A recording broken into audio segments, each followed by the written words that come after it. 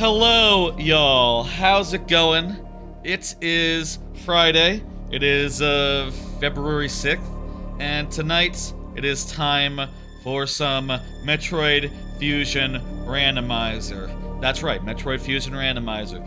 Most Fridays, I'll say, for those uninitiated, whatever, those who don't know me, most Fridays I'd be doing Mario Maker at little before this time, actually. However, right now it's Randomizer Month, and basically I got a whole month worth of randomizers, and Metroid Fusion is the second and the first one on a Friday. The ones on Fridays are ones I know very well, and ones I know will not go super long for a weekday night, where I'm starting at night rather than like in the middle of the day, like I can for something on a Sunday, and I can go 12 hours on a Sunday, whereas, like the longest one of these is gonna take is like 6-7 hours. If I had to guess, that's about what Paper Mario Randomizer will take me on a full 7-star spirit, maybe 5 sometimes with the good RNG and all that, but we'll see how it treats me in 2 weeks' time, and we'll also see how Donkey Kong 64 treats me also in 2 weeks' time, or that's not also, that's in 3 weeks' time. Worth noting, with DK64, I will have to get more golden bananas the more time I spend on these first 7 randomizers, and also worth noting, so far, if we look at the scoreboard, the running total, we can see that so far we spent 14 hours on the first of the randomizers, and that's a bit much. That's more than I was hoping for. Really, I was hoping that none of the Sunday ones would go over 12 hours, but whatever. That's why I prepared to maybe have to go a little extra on Tuesday, and honestly, I will say that Link to the Past plus Super Metroid combo does also scare me in a similar manner, but what I've heard is that I know that these Friday ones are going to be relatively okay, and I also heard that Mario and Luigi isn't bad at all. I was told by the people on Mario and Luigi Discord, Randomizer Discord, to expect like 5-6 hours, which even knowing nothing, using a tracker, which is pretty good. That's a pretty good estimate for a first-time player. Mario and Luigi is a well-paced game, and I guess even in randomizer form, it's brisk and lovely. I'm looking forward to that. That's 2 days from now, by the way. That's on Sunday. Looking forward to that. But let me tell you about what I have in store for y'all tonight. Let me talk about Metroid Fusion in particular. For tonight's Metroid Fusion randomizer, I have set it up kind of special. I've set it up in a way that I had...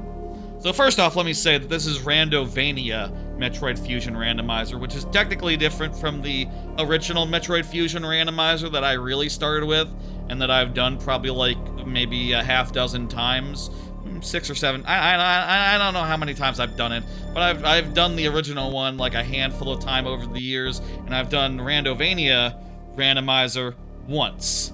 And that first time, I found it much improved over the Metroid Fusion Open Randomizer, the previous randomizer that Metroid Fusion has. And it has a number of options, a number of which I have decided to play with tonight. So, one thing I really like about randomizers, about other randomizers, let's say, is that oftentimes you can set it so that you only have to do a certain number of areas, a certain number of chapters, Paper Mario, a certain number of, like, dungeons, Zelda, and Metroid Fusion Randomizer does not have that feature, does not have any sort of, like, randomly choose me 4 sectors, which, by the way, is what I'm driving at. For this seed, I have to only do 4 sectors, or rather, only 4 sectors are in logic. Oh, it's also written down there, so you could just read, guess where I was going, because I wrote it down for anyone coming in later and all that. How did I do this? Well, It's actually quite simple. I went into the logic in the in a seed setting, and I turned off all the checks in Sector 1 and 2. They are all shuffled with no progression. That means that they are junk. That means that there's nothing there that we need that will be in Sectors 1 or 2. Now, you might ask, did I choose these randomly? And I'll say I thought about it, and then I sort of hit the button on like randomnumber.com, and then I said, ooh, I don't like those 2 that came out, and I hit it like 5 more times, and then I realized, like, if I'm just having my hand on the till anyway, if I'm just putting my thumb on the scale, I might as well just push it all the way down and go like, okay, let's get rid of the early game areas. The Sector 6 has that whole area where the previous randomizer seldom had you go, where the boxes are. And I'll also say, by the way, I'm starting with some stuff. Just in particular, I'm starting with the 4 doors types open. So these are started. These are starting, so we'll be able to go to that part of Sector 6 if we so please. You know, we'll maybe do some stuff over there. Maybe some of our checks will be over there. That would be cool, because in the previous randomizer, you seldom ever saw that sector, because usually in the open randomizer, red doors were always the last thing you got. So anything behind red doors was very likely to be out of logic, very likely to be junk, very likely to be irrelevant, and as a result, I wanted to have Sector 6 in there. Also, I kind of like Sector 4 and the parts that are after the red. Like, that stuff could be interesting to have to do. I don't know. I don't usually have to do that. And, yeah, I basically just decided on the later game sectors being more interesting for a variety of reasons, and I'll say, like, maybe if I do this again, I'll actually roll some dice and abide by the results. But, yeah, for this first try of this idea, I decided to go with just Sectors 3, 4, 5, and 6. That's it. Those are the ones. I should have wrote that down there. Instead of writing only 4 sectors, 3 through 6. That's the importance. That's the important thing to know. What else? One other thing before we begin. The goal here is really to collect 5 of 7 Metroids, and they tend to be on bosses, but for our purposes, for this seed, I went through some effort to make sure that they are exclusively on bosses. Now, to try to do this, I didn't know quite how to do this, so I tried brute forcing it for like way too long and just generate like dozens of seeds, maybe even 100 seeds, and just checked each time like, where's Metroid 1 on a boss? Where's Metroid 2 on a boss? Where's Metroid 3? Shit, it's somewhere else. And turns out it's really hard to get all 7 bosses in these 4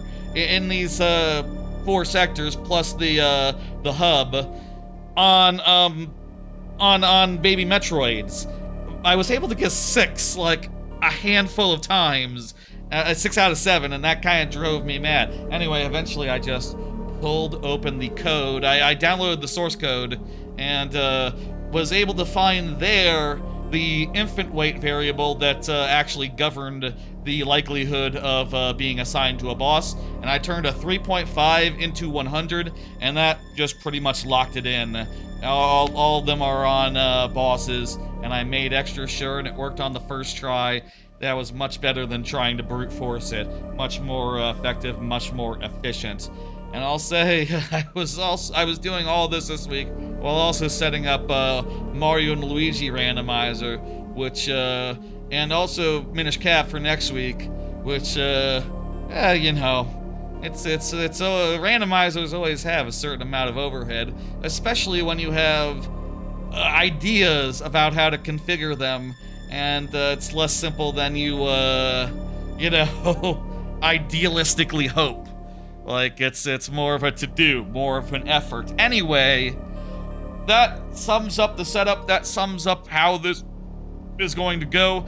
I'll say, for what it's worth, right here up top, the last time I did Metroid Fusion Randomizer with a full 6-sector, whole 9, 5 Metroids randomly located wherever, and mostly on bosses, but not exclusively on bosses. Like half a year ago, it took like 4 hours. So I'm thinking with like a little less than 2/3, or a little less than a third of the game excised from logic, maybe this will take like 3 hours. I don't know. Let's find out. I will say I did for viewers, regular viewers, all that. I will say I did make some cards for tonight, but not very many. So we'll just sort of, pop them up while there's time, when nothing else is going on, and I'll talk to, like, the Nintendo Direct that was yesterday. There's not much that needs to be said there, honestly. Okay, we all ready to go? I think we're all ready to go. My hand is on the start hotkey. My trackers are up. My game is up. Okay, let's go ahead and get this going. Randomizer has begun. Let's listen to Adam here, who is going to say our objective. There's 7 infant Metroids in the station. They are on bosses, specifically, due to some, like I said up front, some messing around in the source code. I made sure that they are on bosses 100%, not just mostly. Also, he didn't mention it because he doesn't know. Also, sectors 1 and 2 are out of logic because I junked all their locations in order to make it like those Zelda randomizers where certain dungeons are in and out of logic. Also, all the doors are open. That, I had explained that before I hit the start button, but I'm gonna put a timestamp at that start when the run starts, so I might as well explain the setup one more time. Let's see, where do we want to go first? Oh, I'll also say 2 things up front. I do have a map, sort of a map tracker on my personal, Excuse me, 1 second. I just realized I forgot something. One second.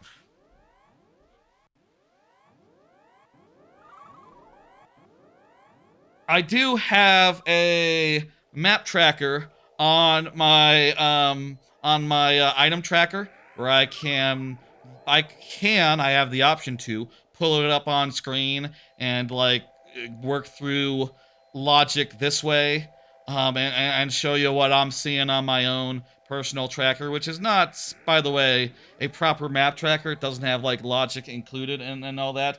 But I will say that Randovania's actually has all the items in the actual thing, so we can actually just look at this and see what's up. We can actually see what's available. My phone is way over there. 1 second, I'm gonna go grab that because I totally forgot. Whoops. 1 second. Okay. No big deal. I just realized I did not set the AC to be especially cold, and I would like it to be cold as I'm playing this lovely game. Okay, let's think where we can go right off the gates. These checks, and I think let's just use the in-game map whenever I'm talking to y'all. I'll probably reference the one on my tracker for myself, but if ever I want to pause and like bring y'all into that consideration, I'll just use the in-game one. Okay, so all the stuff up there is required speed booster or morph ball, so we can't go up and do anything up there. Now, what can we do in sectors 3? Sector 3, I think we can we do anything in sector 3? I'm not 100% sure. Sector 4, I'm not sure either. Honestly, where can we go first? We do have all the doors open, so doors are not an issue to us. Geez, I do wonder, like, where is the safest place to go first? I'm gonna start with 3 because that just makes sense in terms of a just like it's probably the easiest one that we have access to. I don't need to save right now. I should just keep rolling. I should save occasionally, but only when I've actually had some progress to lock in. You can see that I'm starting with a in addition to starting with some doors open, I'm also starting with some health tanks. This just seemed like a good idea. Also, it made it so that the numbers were all like were evened out. You know, they had the right number of ooh jeez, had the right number of checks if I took a health tank out of the randomization pool and put it on myself. Okay, so I can't go over there. Can I go over to the right? Here's the thing. We have access to some areas that we wouldn't usually, considering that we have the doors open, so we can just go over here. But we will be limited somewhat in, yes, we don't have the missiles yet, so we can't go over here. I'm really not sure, like, off the top of my head, assuming that, like, I can't go over here, but I will take some damage. Oh, and by the way, all the color palettes are randomly shifted a little bit, which, I think looks pretty good from my initial testing. I you know, loaded up the game and just ran around sector. We could just die. This area was a bust. Okay, so it's gonna be sector 4, or I hope it's not the sector with all the fucking like you know, the guys that kill you when you don't have the Varia suit. That'd be hell. Let's find out. We'll get some minor items, and that'll open up places, you know, considerably as we go. I'm trying to think, like, how for... So without the Varia suit, 5 is just going to be in... Remember, 2 is out of logic. Sorry, I went down the wrong one there. Without the Varia suit, 5 is gonna be... 5 is ice, right? Let me check on my in-game map. Yeah, that's the ice one.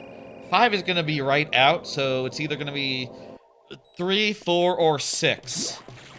And 3 is impossible to start with, so jot that down, I guess. And it's actually easier to start from here versus... There is an option to, like, return to start, and I guess I should employ that option if we get soft locked, rather than relying on death and such. But whatever. Wait, can we go over here? Ooh, jeez, lightning. If we could freeze these guys, we could get into the data room over there, but we can't do that yet. Interesting. We also don't have missiles. And I think you need the basic missiles to use the ice missiles or the diffusion missiles, conversely. Now for here, it is worth noting that, oh yeah, this is, okay, this is a no-go either. Oh my god, I have set up, I didn't realize by excluding sectors 1 and 2, how much of a challenge I was setting up for myself. Is this right? Or is the only, like, accessible location in... Well, hang on. Could it be I have to, like, go down here? And... This feels and is definitely wrong. This is definitely not it. You cannot get to that without the ability to kill that dude, and you can't kill that dude without some sort of very special missile or bomb. Okay, so that's not it. Shit, is the only place we can go for checks as the start sector 5, the one with the ice X flying around? Oh shit. I would not like a bot to spam messages in my chat. Thank you for catching that. Automated moderation. Good work.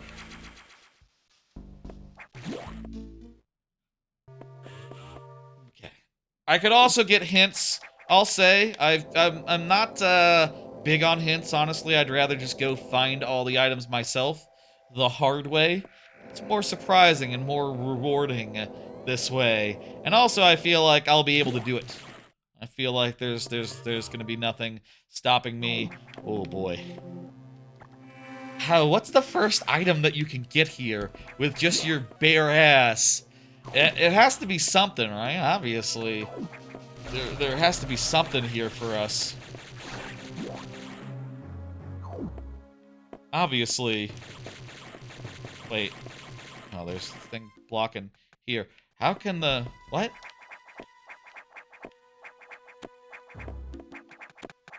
Could it be a damage run in the ice world?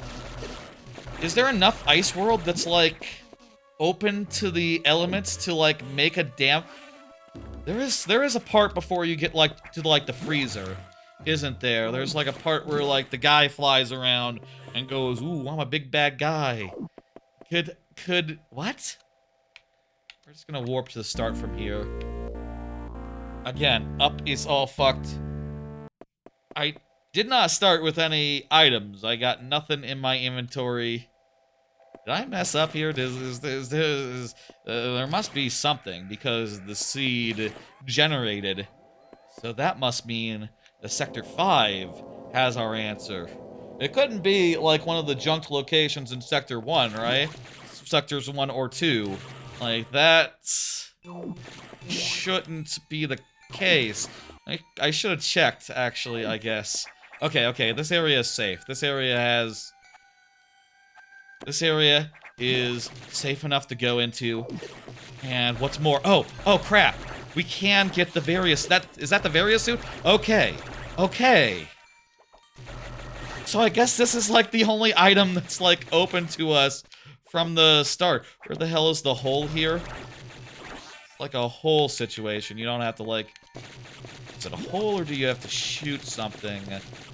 It's a hole that you, like, climb into, isn't it? I can't morph ball. Oh, right, I can't morph ball, so I can't just get that for free. But there is this one, which I also can't get because I don't have a missile yet. Okay. We're starting to see something. We're starting to get something. We're starting to get somewhere.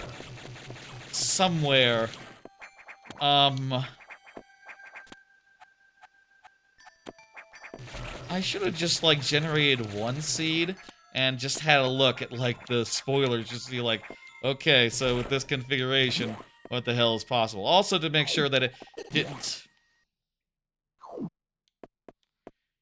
Seems like we have to do a damage run here. Let's do a damage run here. Jeez. We could get to the data room. Just barely. Oh my god. Can we get back from the data room? We got missiles. Okay. Wait. No, wait. The data room... So we got missiles, but the data room is a one-way. This data room is a one-way. We can't return this way. And also, is this the super missile? That's missile capacity. Missile data, that's what we want. And, well, I guess I can keep tabs on my missile, stuff and update that as we go. Sure, why not?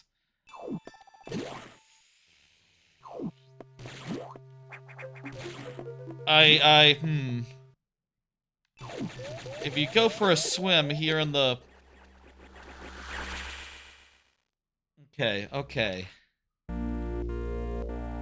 Can we run fast enough? From that data room, you drop down, right? Drop down from that data room. Oh crap, I didn't save after returning from, I didn't save in Sector 5. Is this right?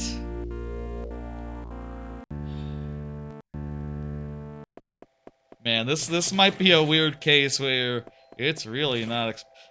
we have to do a damage run for that, and I think I do have settings to make sure it's, like, pretty lenient with damage runs. I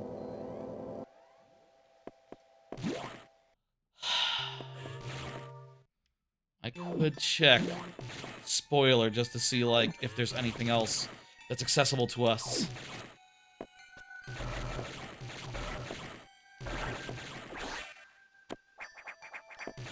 And we... Oh, wait. I'm dumb. I just remembered. This isn't a morph ball situation. You come at it from below. Right, okay. And with this, well, we can get into a really hard area, but it's still gonna be pretty damn hard. Okay, right, yes, okay. Yes. Okay, yeah, you coming from below. I'm forgetful a little bit. Okay. Now with this, we can get to the missiles, and we can go through the ice area to do it. Oh, we need bombs to get to that item. It's not missile at all. Whatever, it's fine. With the missile, a lot of things will open up, I think. A lot of things in 3, maybe 4. No, we need the bombs to get into 4, and we need morph ball as well. We need multiple things. That said, you know, hey, if we end up having to go to the dark zone, is it power bomb to get into the dark zone, or is it just super missiles? I'm not sure. Also, now that we're like feeling pretty good as far as temperature goes, why don't we check up here as well? Worth noting that a lot of the fast travel points, like the fast travel network and all that, will be open, so we'll be able to get into parts of 3. And this is another avenue that we could have... Well, okay, hang on. No, we need a spin attack for that. This sort of thing could be another avenue to, like, get some additional checks. Also, like, checking over here in...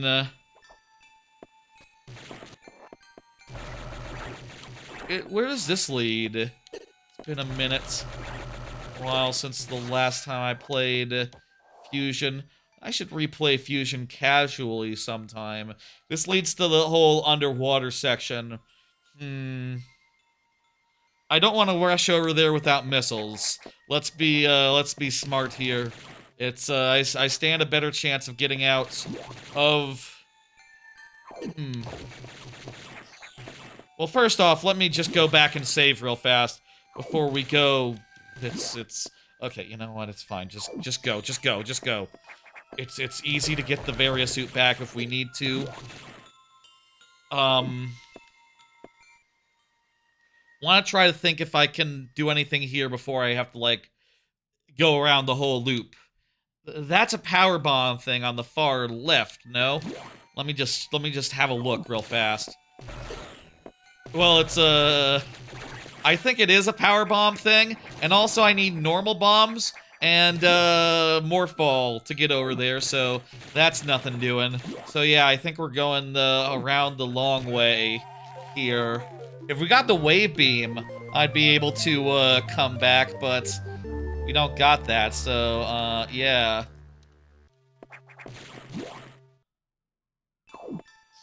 Okay, so... Can we get that one? The one that's below me on the way down? Maybe? I think...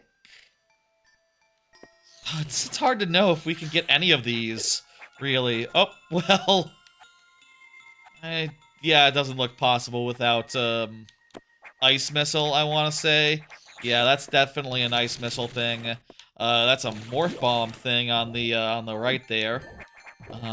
Meanwhile, getting up would be a ice missile thing. If I save and warp back home, does that, like, keep my stuff? Keep my shit? Not sure 100% how that works, or if I can do that. Oh, hey, security room. This is a check. Morph ball. High jump and jump ball. Okay. I think that... Well, actually, I don't know about how the water works. A little worried about the water, let me say, considering that I think in the original game, don't you end up needing, like, the don't you end up needing the gravity suit to get out of this, or to be able to escape? Maybe just in like... Do we also need, like, power bombs to get out of here? This way? Ooh, I'm not sure. I am not sure about any of this, but, let's push forward and find out. Stop respawning! I need to eat you.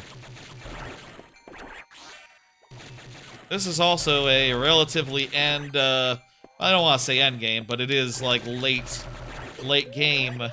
So, like, it's very dangerous here. It's lucky these big, you know, big ing are just, like, free meals for us. Tell me there's no, okay, I need to hit these guys with missiles. Tell me there's no big, like, power bomb-ing in between us and the exit. There is not. Okay.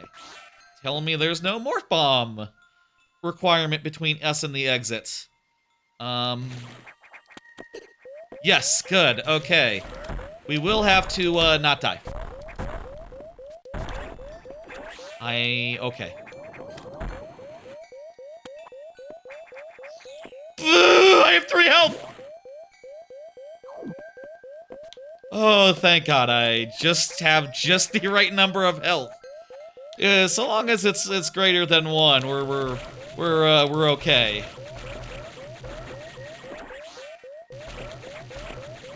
Okay. So, with this setup, the way that it's set up, with the sectors out of logic that I put out of logic, it turns out there was like 1 location for us to check at the start. Didn't realize that was how it was going to be, but that's sure made for an interesting start, as far as I'm concerned. I thought that was interesting. I think our nightmare is over. Oh, also, maybe it was that we wouldn't be able to get out of this area without the high jump, which is why it had to give it to us. Okay. And why that had to be the Varia suit, because we couldn't, like, well, unless we got the high jump, would the high jump unlocks anything else? No. Maybe those 3 items had to be in that particular order, and had to be in those particular places, in order for it to be, doable. Maybe the missiles and the missiles and the high jump could have been backwards, or it could have been morph ball instead of, missiles. Regardless, we have missiles now. Folks, we're, less stuck than we were at the start. I think we have more locations now that we can check. It was kind of an odd start, considering that sectors 1 and 2 are out of logic. So, like, I couldn't go anywhere. And honestly, I'm still not sure, like, where I can go. Maybe hold off on patting self on back and going like, oh yeah, we're free of this, malarkey. No, not quite. Hold horses. Wait a second.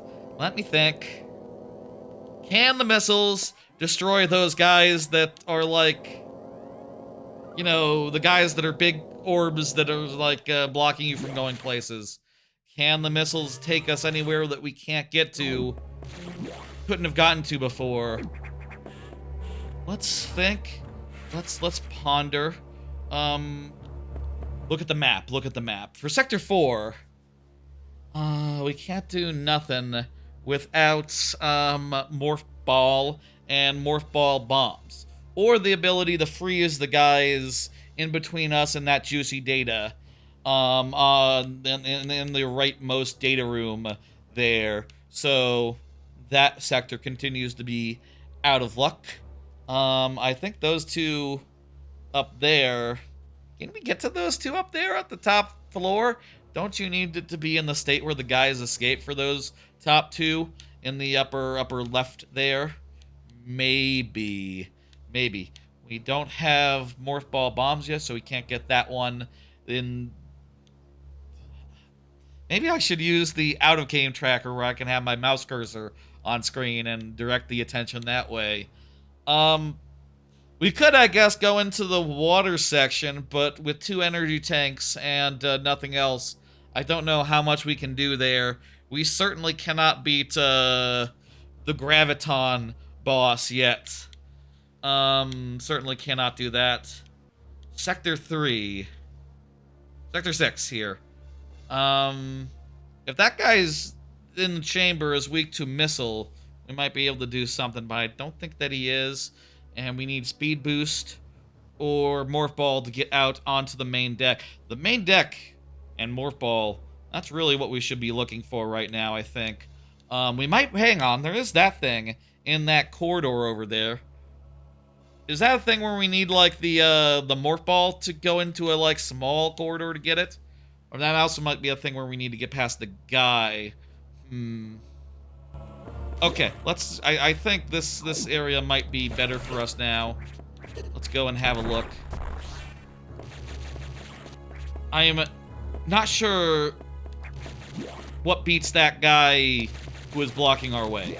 Honestly, that might be super missile and not a regular missile. Or a regular missile might be sufficient. I'm not sure. Thing is, like, if you... Okay, this guy, no good. But there might be other ways around. The other ways through. Over there requires the speed booster, no? We can't just, get through right now. This whole area is speed booster only. Okay, we still might be pretty much in a state where the number of things available to us might be very low. And I'm not sure. Could it be a... Wait a minute. Oh, wait. We just got the Varia suit here earlier. So we can go over here. Oh, okay. Excellent. Okay, right. Yes, I need to remember all the items that I have available. If I fall into the lava, am I going to die? Oh, I have the high jump, so I can get out of the lava. That's very nice. You know, I have literally 3 items, but they are just the right ones to not die in this room. And, hey, there's the ice effect for the, missiles. That's gotta get us something. That's gotta get us somewhere. Certainly I know that there are a few places where ice missiles can definitely, do it for us. Oh, could we still not die here? We don't have any missiles to fight these guys, so we're gonna have to go under. And, oh, jeez, oh, lord, oh, no, but 11 health. We're fine. As long as that guy over there doesn't kill us. Be very careful. Ah! That X turned into another X. That's not what I wanted. Okay. It's all good. Oh my god, this is harrowing to start with. I'm glad I started off with 2 energy tanks. My god. Okay, we're still following the thin thread of logic. I think there might be still just like one location we can realistically check at this point. Can ice missiles? I don't think ice missiles can kill the guy in the way there. I think you need super to do that, or power bomb, one or the other. I think those are the super missile guys, so I think they require the super. So we're now, I think Sector 6 is the is what we need to go back to. There is a check that is like half. Wait, no, it wasn't Sector 6. It was Sector 5. Damn it! I saved, right?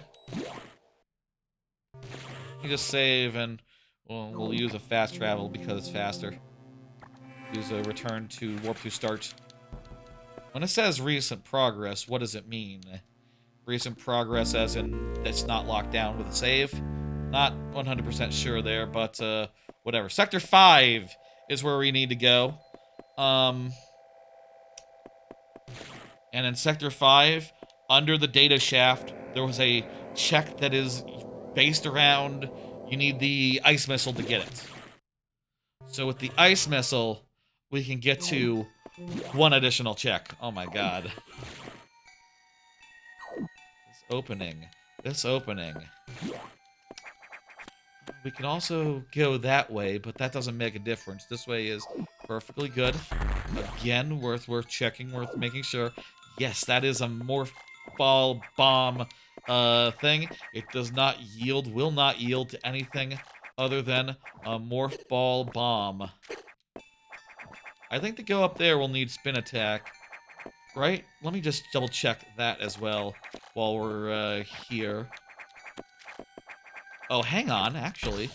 We have Ice Missile, which means that we can jump on these guys now, and which means that we can come up here and get a check. Now, we do not have Speed Boost, so we can't do the one that's through the wall. No.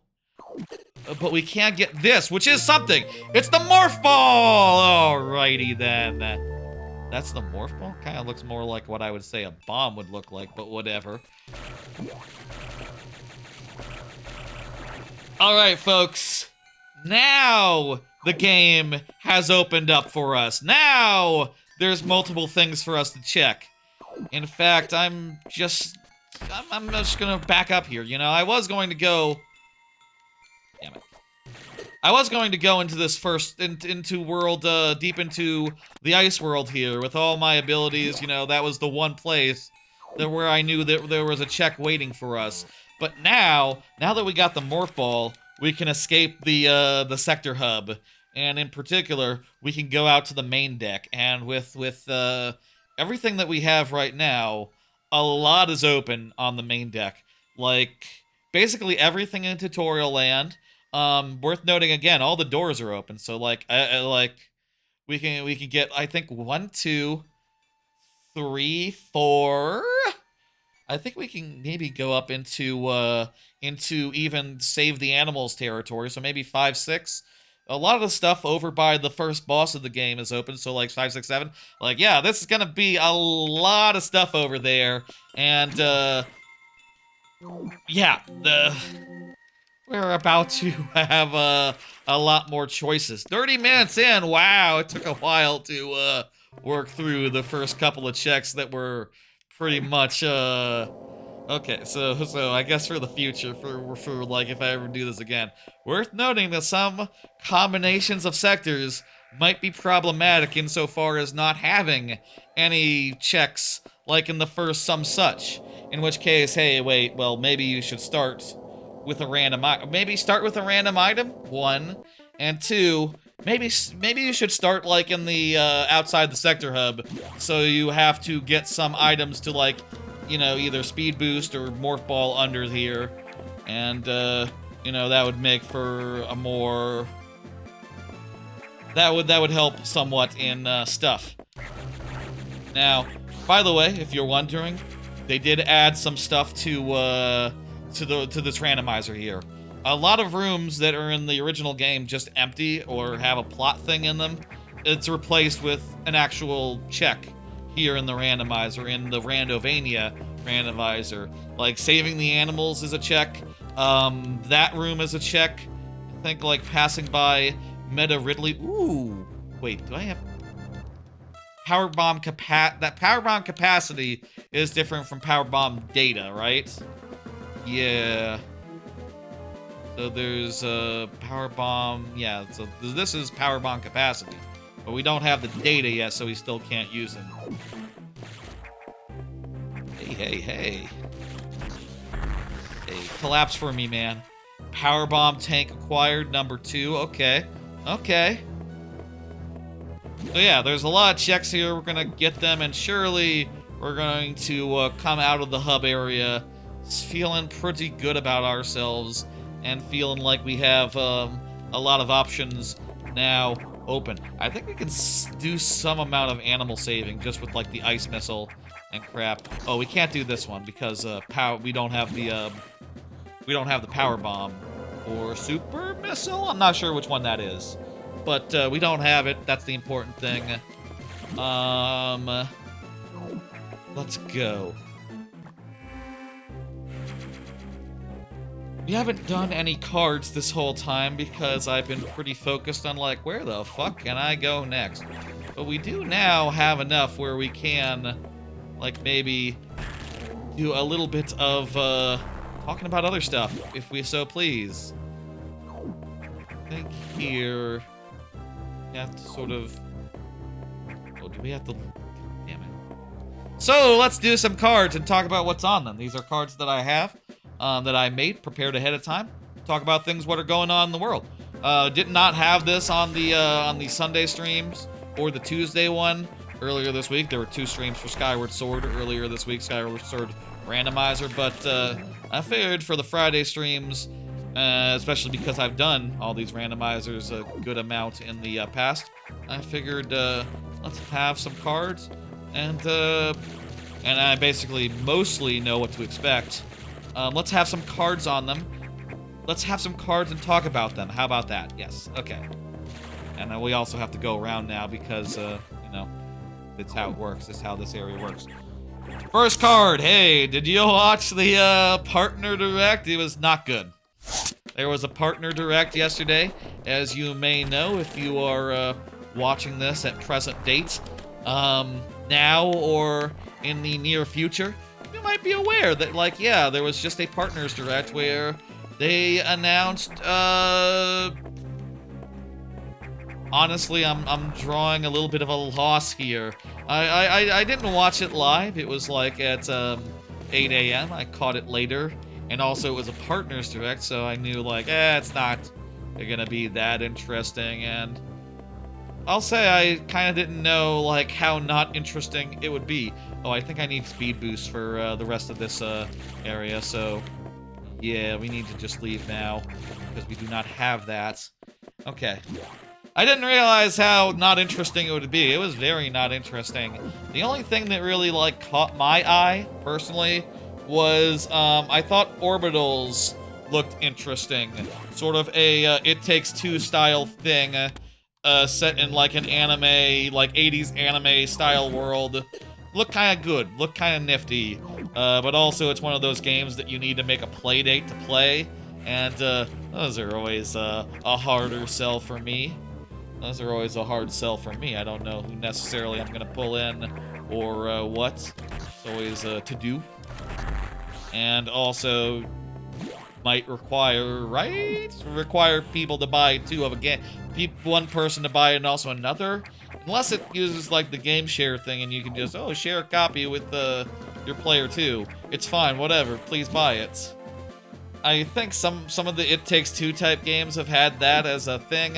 I'm not sure about all of them, though. I'm not sure all of them were like that. Oh, we can go up and get the data. Get the data in the main big data room up there. With high jump, can we get the higher thing? That you would... It would usually be an endgame thing? Not sure. The save over there. Doesn't matter. Just go and get this. And then we'll go through vents to go fight, what's its face? Missile tank acquired. Very nice. I'll keep that up to date. Missile tank then. Anyway, other than that, I guess they announced, like, there were some trailers for, like, Resident Evil something or other. Yeah, that door is closed until endgame. Until we get all the Metroid, baby Metroids. There was some sort of... You can kill this dude. There was some sort of, like, Resident Evil, I guess, was the big thing. Monster Hunter. I'll say, like, I'm interested in getting into Resident Evil. I never got into Resident Evil as a kid and whatever, as a young adult. But I need to play 4 first. 4 and, 4, just 4. 4 remake, 4, I'm not sure. Bomb data! That's good. Hey, that explodes our options now. We have a lot more of them. Lovely. Good. And an energy tank. That's also nice. Game's being nice to us now. How about that? The ending, the last games that they showed are like some of the only ones I can remember, and not for a good reason. It's just because they chose to end on Fallout 4 and 2 games and like Oblivion remake. You know, a couple games that came out like last year, year before last on other consoles, and you know, are just like, okay, yeah, it's just a port. It's like, yeah, you should. I feel like any sort of just like last generation ports coming to Switch 2, that should just be a montage, honestly. And it should be a long montage. It should never be like the main event, the one more thing. Like, that's nuts to have the last. Oh, wave beam. Shit, yeah, that's really good. What does wave beam let us get access to? Well, for one, it will let us, like, ignore those one-way doors now, so we'll be less trapped if we ever have to return to one-way door central. You know, sector... Any place with one-way doors, I guess. There's other places other than sector, other than sector, 5? Sector 5. And also it'll be nice to shoot through enemies and deal with them efficiently. Hell yeah, we're getting some good pickups, folks. Anyway, it wasn't a good direct. There was not much to say about it. As far as new games announced, there basically weren't any. And,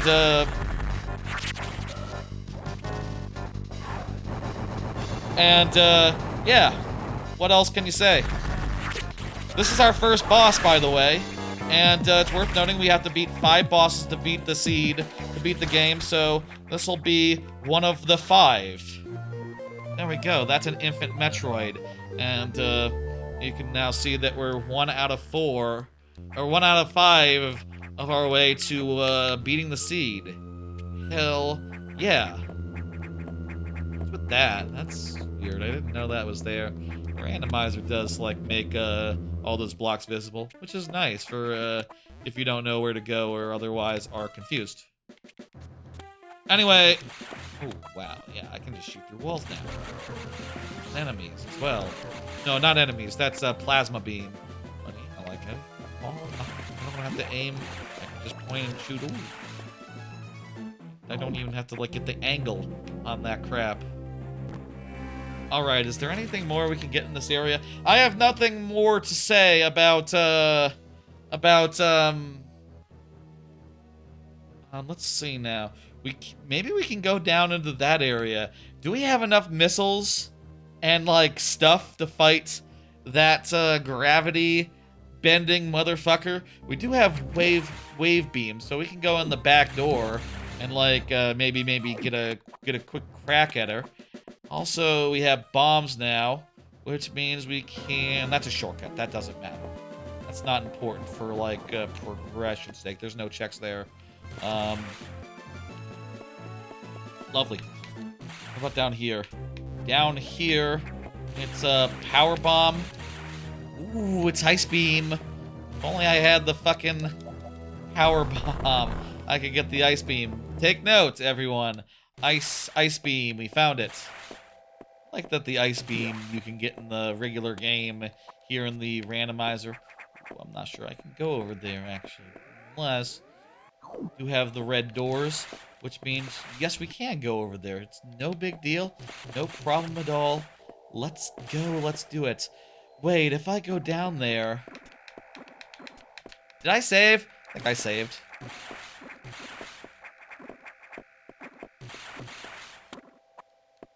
I think I saved, so I can do the return home gimmick. I'll also say, as far as, like, certain things that you know, would be worth considering in logic, I'll say, if you were to do this, like, manually yourself with a different combination of sectors, I will say that there are some concerns as far as, like, certain combinations of sectors. Mainly, like... Is this save point even active? Yes, it is.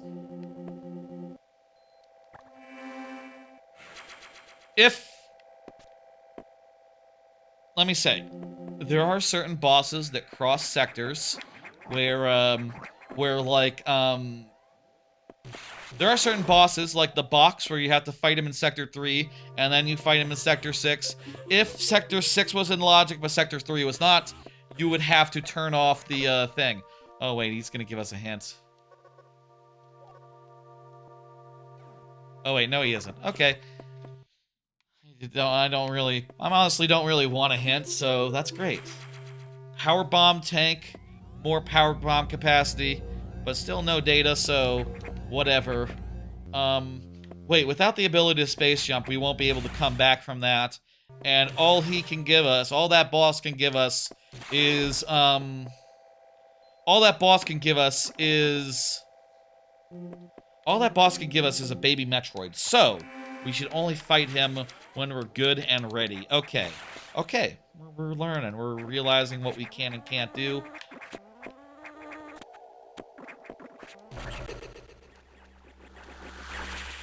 This might be, you know, I think with what we have, I think in theory we might be able to go do some stuff in like the area. We might be able to go around this loop and get that one and that one, those two checks. But if we can't, we might just have to like resume a save, or rather, we might have to warp home. Yes. Cool.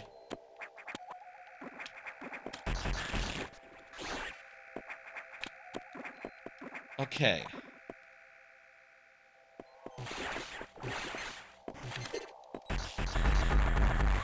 Oh, geez, that took a lot of missiles. 6? 6? Okay, that's not... How many are there even? There's quite a few. This is going to be a little bit hard.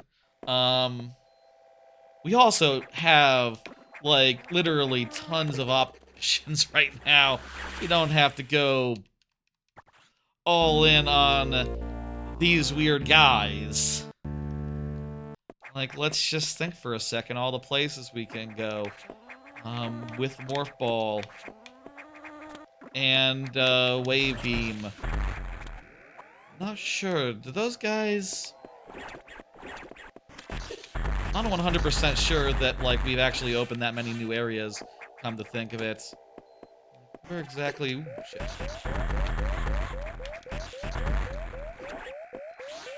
Okay, we can't get this. It's a missile.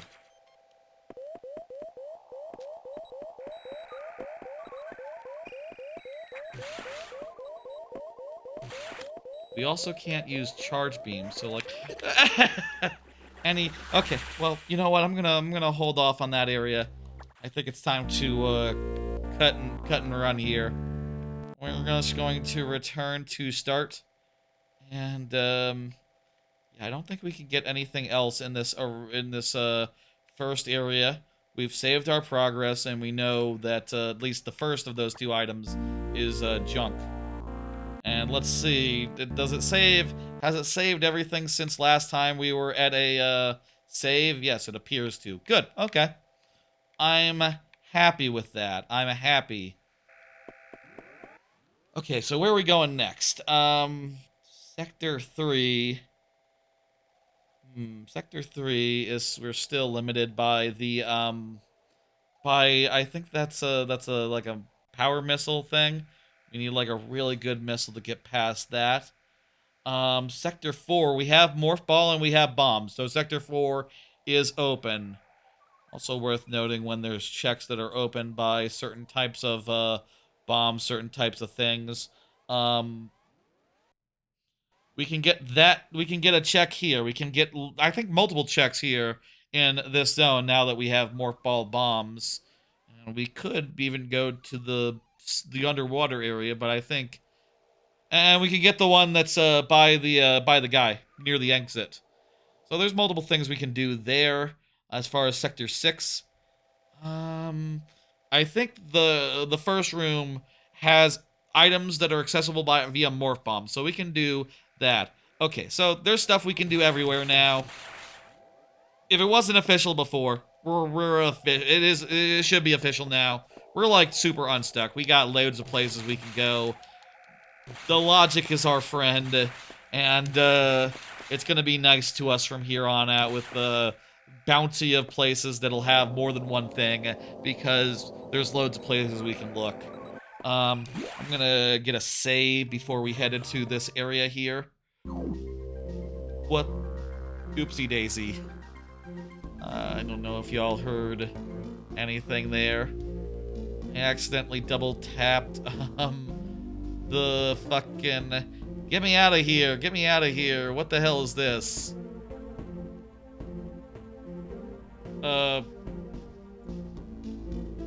Exit big picture mode. Thank you.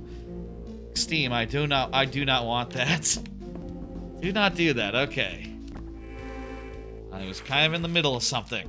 Okay. Now then, heading into Sector 4. I think, as far as other things we can do, we can't hit those guys with ice missiles, so that's out. But we can't do things like, we probably can't get out of there if we go down in there. So unless it's the space jump, which I don't think that would work without gravity suits, so jot that down. Probably won't have to go that way. Okay, cool. Let's go, let's do it. Let's find some stuff. Let's do some things. I have more cards, by the way. If anyone's curious, like, yes, I have more things that I'd like to talk to this Friday stream. More than just that very boring direct that had basically no announcements. Like, hey, did y'all hear that Wii Classics Collection sort of leaked a little? This is actually maybe, I think, the big news of the week, in my view. I saw this on Discord. I'm not sure, like, how far it has gone. I'm not sure, like, maybe I should have had it so I could show the evidence and show what people are saying. But basically, there's a page, a support page on Nintendo's site right now. Speed boost!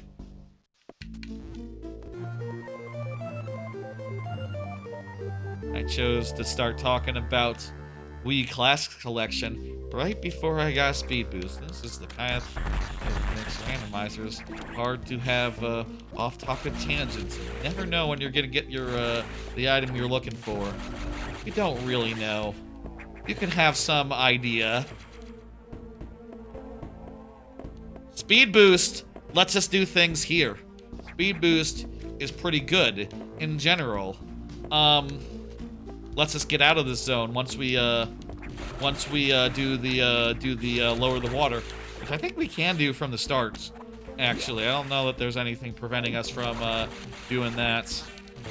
Well, you need speed boost, right? So if we didn't have speed boost, we wouldn't be able to do it. But now we can do it, basically. Is what I'm driving at. What I'm it occurs to me. Yes, yes, yes. So, there's like a support page that people found on Nintendo's website that is about the Wii Classic controller, and also directs you how to renew your Nintendo Switch Online, which very clearly suggests they're getting ready to put out a Wii Classics controller, which would be used with a Wii Classics collection. You know, like GameCube and stuff already have. I do wonder, I feel like that's a pretty exciting one, and I also do wonder just logistically. Diffusion! Oh shit, that's also huge. We're getting some good goddamn gets here.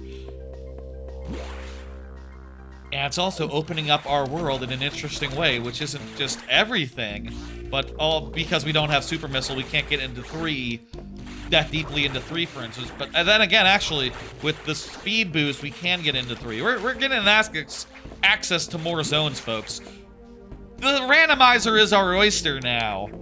We're just jam-packed with choices. And really, when you get right down to it, what, we got maybe half the items already? If you just look at the tracker there, it kind of looks like half the items have been gotten. Well, goddamn, I feel good.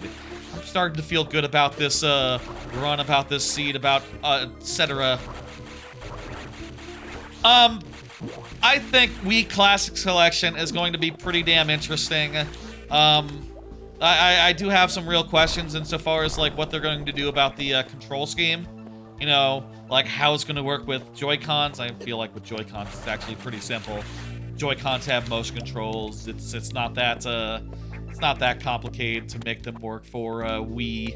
actually. But, like, how's it gonna work when you're handheld style? Is there a good way to map every game such that it, makes sense? I'm very curious about that. And, you know, I'll say Dolphin supports that. And, like, for my retro handheld, I do have Wii on there, but, you know, the fact is that they're kind of awkward to do without Wiimote or other equivalent. You have to map them weirdly. It's kind of a per game thing. And, like, it could low-key be the best way to play Wii games if they map it right, if they figure out how it should be. I think there's a lot of potential for Wii Classics online. I would like to see DS online as well, and 3DS online. You know, they'll definitely be awkward without, like, a built-in touchscreen. Maybe they'll put out, like, a touchscreen controller, who fucking knows. They'll definitely be a bit awkward, for what it's worth, but, I think there's potential there, and certainly people have played DS games before on handhelds that did not have bottom touchscreens, or even on PC on occasion. You know, in some cases, it's not even an inconvenience. It's not even that bad. We can't go into the underground since we have all the doors, but I think with everything we have right now, we can take out the big snake dude and get our second of 5 bosses taken care of. I'll say with this particular seed, there are some low-hanging fruit in terms of that boss and also the first one in the game, the main hub boss. I'll say, like, every other boss is going to be a bit more of a customer, a bit more of a tough customer. Like, they're not all easy. The 1 and 3 actually isn't bad, so we'll get out there, and that'll be probably one of our 5. But, like, we probably will have to fight a tougher boss, or maybe even the box dude, multiple times, so yeah. I'm quite interested in Wii Classic Selection. I think it's going to be great, and, I hope it's like one of the big announcements that'll be coming at the whenever the next direct is. Hello, Brown Diddley. How you doing? I'm just talking about possibly leaked Wii Classics collection. And also, I'm about to fight this boss, which is about to give me one of the 3 things. I'll say sometimes in the randomizer, you get the super missile early. And this guy ends up being really easy. We did not get the super missile early, so this guy is going to be regular difficulty. We also don't have that many energy tanks, too. It is worth noting with this configuration, where only 2 of the things are in logic. Oh, actually, that went super fast. Maybe Ice Missile adds some extra power on that. Okay. Or did I get the super missile? No, it's just ice. Okay, well, I guess, dude's weak to ice as well. What's with, Samus's suit palettes? All the palettes in the game are randomized a little bit. They're, like, shifted, particularly. They're, like, shifted to one side or the other. Randomly. I think this various suit Samus looks pretty okay. Like, it doesn't look bad at all. I kind of thought it might look funky, but you could pass for normal. Pass for normal Samus here. Like, it's not that unusual. Anyway, we're doing here. We got 4 sectors in logic, 3, 4, 5, and 6. And oh right, there's also this is just an exit, right? So we don't actually have to do anything more here.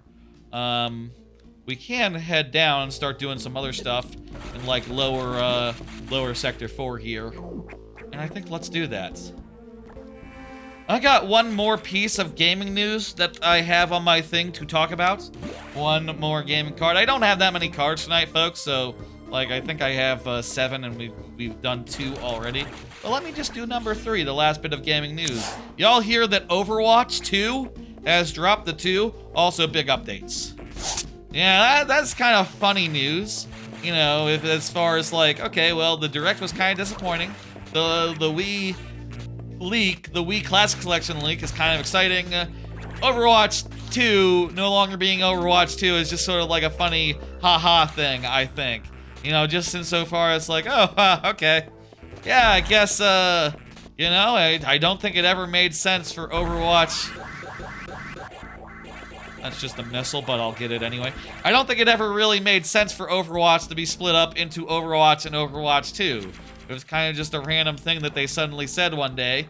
Like, oh, it's gonna be a 2 in front of it now. And they never really did make good on, like, what makes it 2. You know, basically they just dropped one playable character from the game. And then, that was it. You know, they also, like, removed some other stuff and added some heroes and, you know, made it a bit more homogenous of a game compared to like at launch of the original Overwatch. And, you know, I'll say I think that Overwatch went in some not great directions during the recent years of Overwatch 2. And I would say it's been generally worse as Overwatch 2. But I would also say that, like, you know, it is funny how live games change over the years. The only reason why I think people were able to, like, glom onto Overwatch 2 not being as good as Overwatch 1. Oh, crap, I think I'm soft-locked here. Okay, I guess we, did I save since I got, I think I saved. And anything else I got into this area was not great. We can totally, like, get out of here.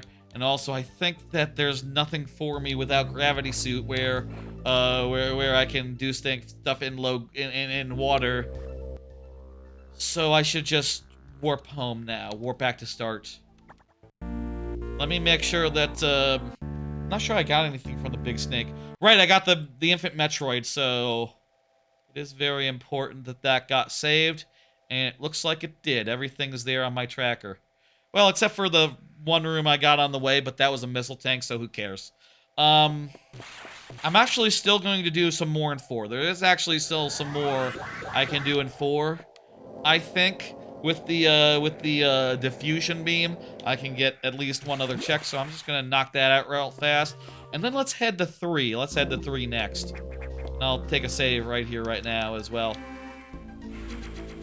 Anyway, it's funny that they're rolling that back. I agree, I think Overwatch 2 was a mistake. And really, they should have just continuing treading water and just being a pretty good... and just sort of making changes to Overwatch and just pretending like, oh yeah, it's still the same game, don't worry about it. I think it was kind of an lapse in judgment. More power bomb tanks. Let's go. When are we going to get the power bomb, daddy? Also, can we do anything over here with what we got? Not sure, but let's go and check.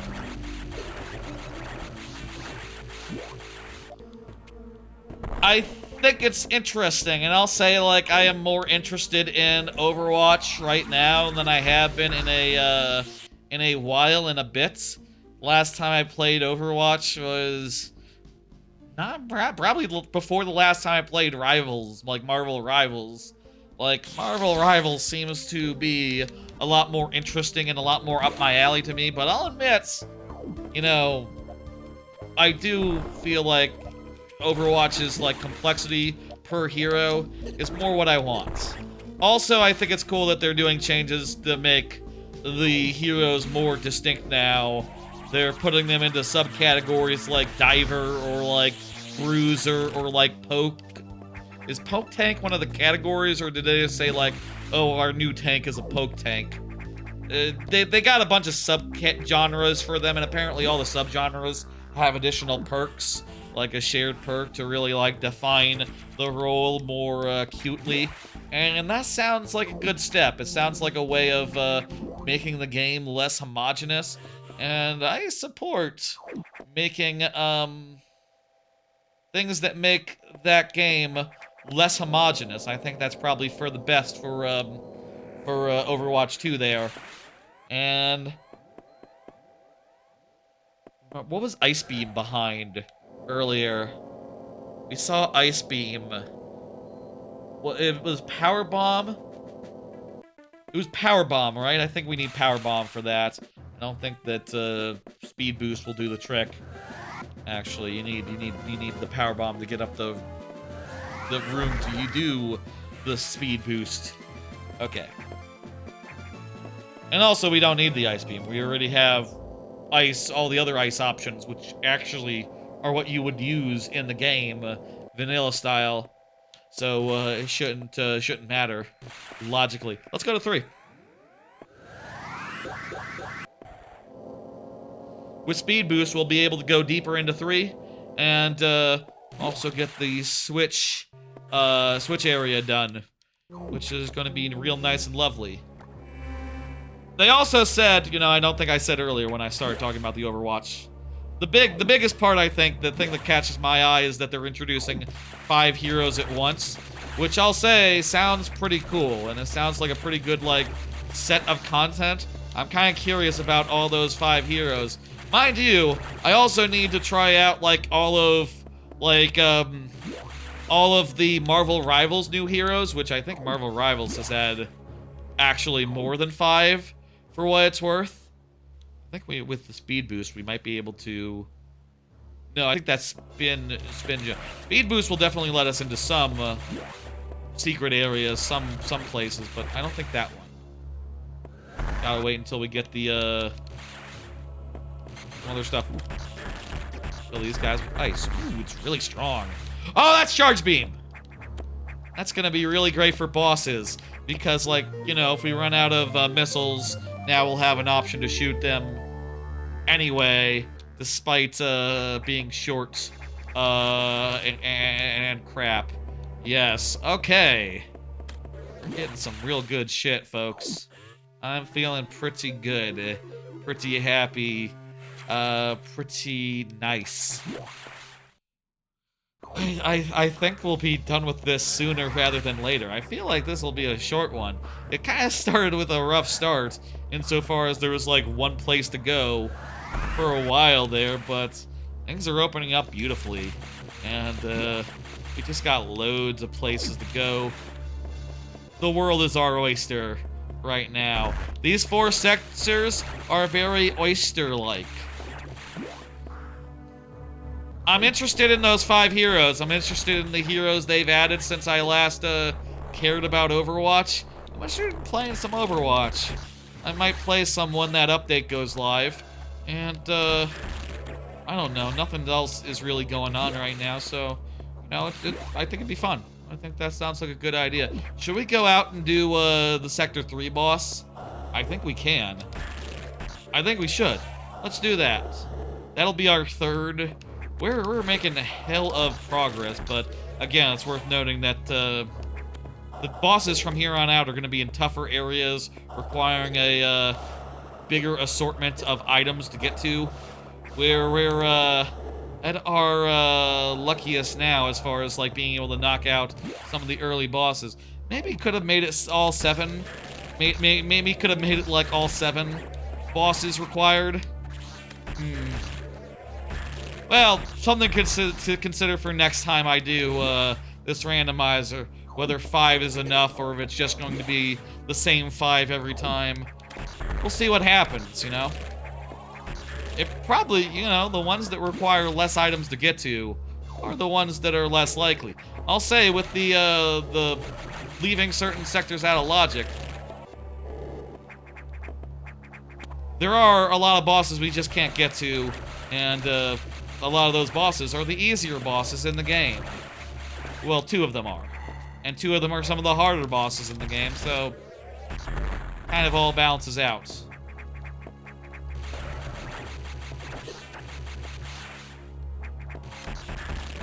One more game-related thing. I think I have just one. Well, actually, maybe a little more than that. One more recent game type thing I want to talk about real fast before we're just walking here and going out to the main boiler boss. Might as well just say, hey, I'm really interested in that Mugenics game that's coming out next week. It just got embargo lifted. Embargo just lifted on that. There's a bunch of reviews and previews and things of that nature on the internet. And if you don't know, it is sort of like a roguelite cat breeding, roguelite XCOM style. Wow, he's blue. The human is blue today. Ooh, how do you like that? Kinda looks like Akbar from My Hero Academia. The guy who's like Akbar from Star Wars, but, you know, in My Hero Academia. Is that a relevant point of reference? He looks like Tobias Funke. Blue Man Group style. Okay, that's a more relatable reference. We got the baby infant. Done. Clean. Yes. Boss defeated. Color palette noted. Oh, also we get an item here. And, it's just a missile tank. Cool. Let me update the count of those. We got up to 50. It doesn't matter. I don't tend to like to track my missile capacity on a tracker. Just doesn't seem worth doing to me. Maybe I should take that off the tracker then. Maybe. I guess. I forgot that it was there, honestly. I probably would have if I had had the wherewithal.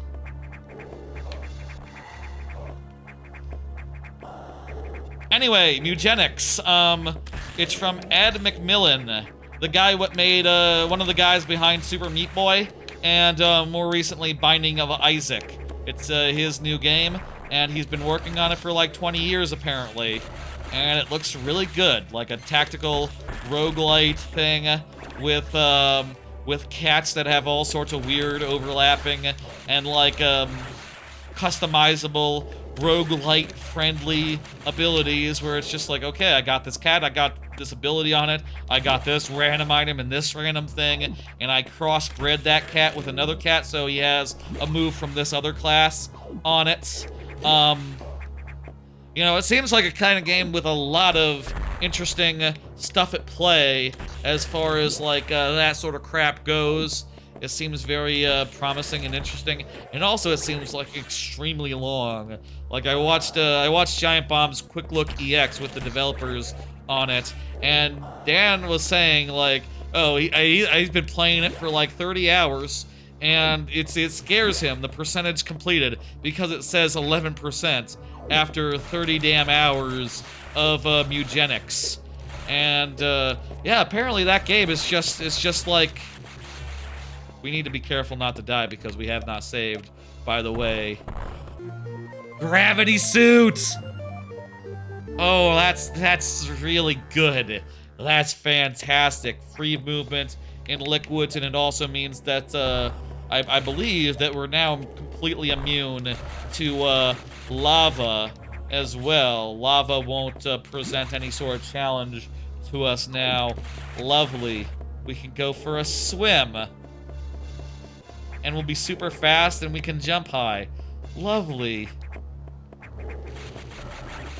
That's nice. Oh, right, I need to use these guys as platforms to get to... ooh, energy tank. I want that. Let me just let them respawn by going out of the room. Mugenics looks really cool. I'm really curious, like, how fun it is. I'm really curious to pick it up, and I think I will next week. That, I think, will be fun. Mugenics. Hot new game coming out.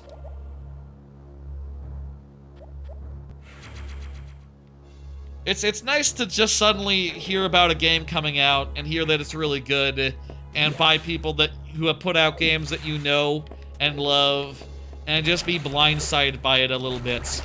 I'll say, by the way, for what it's worth, I've This being Randomizer Month, I'm not going to do a special stream. Are you going to do Super Mario Maker 2 if this is short? No, I think we're just going to have a short stream if it's short. Rock Party. I think I'm just going to...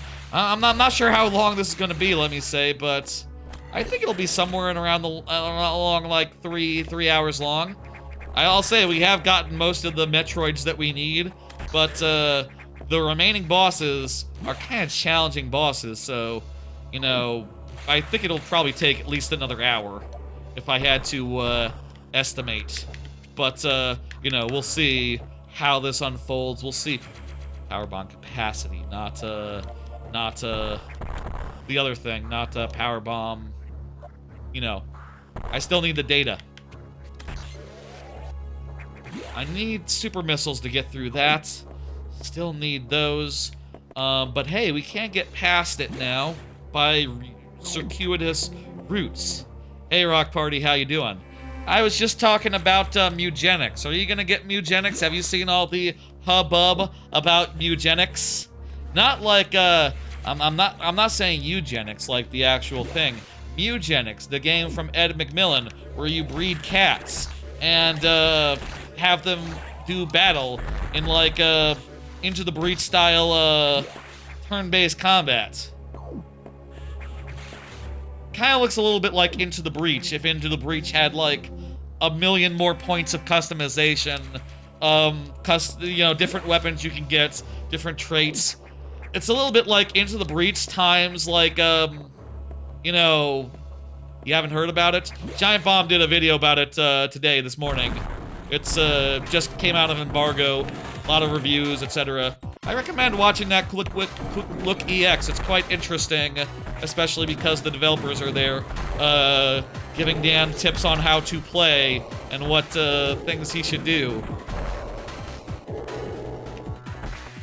Now, this boss is like part 1 of 2, so we won't actually get his like infant Metroid from him here. So we will, you know, only be able to like do him here a little bit, and then we'll have to come back. We'll have to find him later if we want to get his baby Metroid. But that's cool and chill and good. Shit ass. Did that thing just not blow up when it was off camera? Like, did putting that off camera cause it to not blow up and not cause a flame wall? That's an interesting property I didn't know that had. I'll say, during Randomizer Month here, I'm gonna focus on randomizer streams, and, you know, other than that, just sort of take it easy and relax a little bit in between streams. So, like, don't expect me to do a stream of mugenics when it comes out. But I will say, I was looking at the calendar, and I was looking at upcoming games in March, and I think for March, this is... Wrong button. This one. I think for March, this is what we should do. I think that Mouse PI game looks pretty good, so I'm gonna put that on the calendar, and if it turns out bad, maybe we'll cancel that stream and do something else, but I'm gonna just put that on the calendar there. And I also put on the Wonder update. I don't know, like, if that's going to have anything single player, or if I'm gonna have to round up a posse to play some, but to actually get value out of it, but we'll figure out, like, what's up with that, and I'll just put that on the schedule, maybe, and see what happens.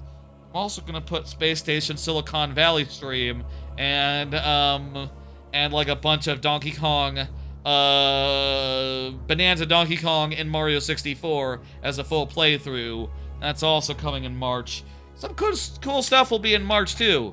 You know, randomizers will take a backseat, as they often do, or, you know, they'll just be on occasion whenever I want to.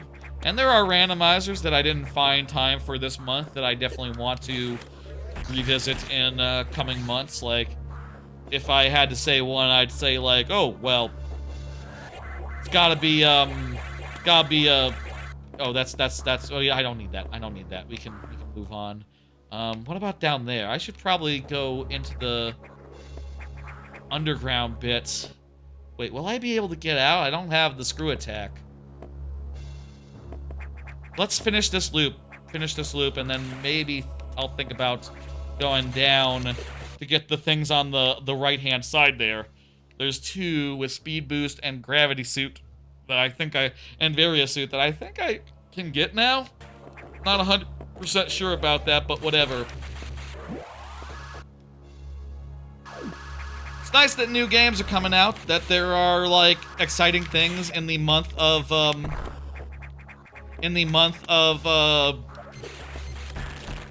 February, in the month of, March. So far this year, I played, Big Hops, and I also got, I played through Big Hops, and that was, pretty good. I would say that's like a solid 4 out of 5, I think is where I land on it. It has issues, but I don't hate it. And actually, I think that there's a lot about that, like, pushed me through. I basically finished that game, and I can't say that about every game that I play. I have issues with it, but 4 out of 5, I think, is where I land ultimately. Maybe 3, I'm not sure. I've also just got Escape from Forever After. I can talk about that for like 2 seconds real fast. In fact, I believe I have a card about it. No, that's not the next card at all. The next card is the phone thing I got. Last Friday, I talked about how my phone, right? I think I might be hurting my pinky by holding it like this, you know, with the pinky under the phone supporting the weight. So I got some things that you stick onto the back. I got this one first. Tried it out. It's got like a, you know, like a elastic band on like a little thing here, and you can't really hold it with that thing. My thermostat is on the screen, don't worry about that. You can't really hold it while it's like flush with the phone, because it's like rubber that is like you know, it's like taut, and I don't really like that much, so I'm returning that one, and I got this one instead, which covers the whole back and uses fabric instead, so you can get your hand under it like this, or I'm not sure how many fingers you're supposed to use for that, whether you're supposed to do like this, you know, support the weight somewhat with the top 2 fingers, and then also use the pinky, or use middle fingers, and then, like, I don't think the pinky can really, it's kind of a tough reach to reach down to the bottom, so maybe just, like, 2 like this. Anyway, I just got this today. It seems pretty alright. I think this is a more comfortable way. I'm not sure about, like, I know that there's like those pop things, right, where they're little poppers, and you take this out the back. This has a kickstand, and all that I can use to, like, prop it up, or do it in, like, landscape position as well, which I think is kind of what I'm looking for. But I don't know. What do y'all use for that? I'm honestly curious if, like, y'all use something like this, or if you use like a pop, one of those, you call them a pop thing, right? They're like they pop out the back, and you can make them longer or shorter, and you sort of put your fingers around them rather than through them. Really not sure what's best there, but I'm trying a few things. I'm gonna return everything that I don't like, and you know, that just tends to be how I make decisions about product categories these days. Buy and return a lot. Y'all do that? That's something that's really enabled by Amazon's very, like, very generous return policies. I like to do that a lot. I guess got a few more cards left, so there's not that much more I have prepared to talk about, by the way. So, like, we'll be out of topics pretty shortly if we just burn through them. But, hey, wait, where the fuck are we heading now? We just finished some stuff in Sector 3. I don't think I can necessarily get this stuff over here yet. Sectors 1 and 2, again, worth noting, they are out of logic. Sector 3, that's not gettable. I could get those 2 at the far right. Could get those 2, but I'm thinking let's focus on sectors that have more stuff in them that I haven't gotten yet. And in particular, what can we do here? We can't go down to the underwater area. And I think we can at least maybe hit a save, which will mean that we won't have to lose progress down there. So we could go down to the hard part of Sector 4. That is option number 1. I think we'd have to save warp back, but that is fine so long as we do a save. Uh, Sector 5, now that we have the gravity suit, is pretty decent. It's not bad in there. In fact, we can actually get there from the hard part of Sector 4, backdoor style. That might actually be a bad way to get to it, because then we can do Sector 4 and then come out of Sector 4 and, you know, then go into the boss area of Sector 5 there. It's not bad as an option. Got a bullshit notification on my watch. I need to turn off notifications for a certain thing, I guess. Don't worry about it. Sector 5, Sector 6, I think is still closed to us until we get super missiles, if I'm not mistaken. But there is at least one check that we can get. Also, if we could get into the back door of 6 through 5, I think that's spin attack. I think we're still limited on, like, not having spin attack there. So yeah, I think what the logic is telling us right now is backside of 4. The difficult part of 4 going into the difficult part of 5. I think is the is what this calls for. Yes. And technically we can drop in from the left side there. I think now we have everything we need to drop in from the left now that we have the gravity suit and all that. In fact, let's check the one that's at the bottom of a pit just to see if it's like space jump or something. Maybe I don't know if I'll be able to get out of that spot, but it's worth trying. Do a quick check here, and then let's head in through the. I think we want to go through the right way, the right-hand way, and sort of go down from there. Ah! Algae season. Still not quite letting up. It's fine. I'm good. Yeah, wouldn't you be able to get here pretty early? Oh, there's like platforms. Oh, but there's like power bomb is required to get the actual item. And it's a missile. We now know that it's junk and we don't need it. Excellent. Okay, you know what? That's worth it. That's worth checking. Worth knowing. Now we know. Now let's go elsewhere. Here.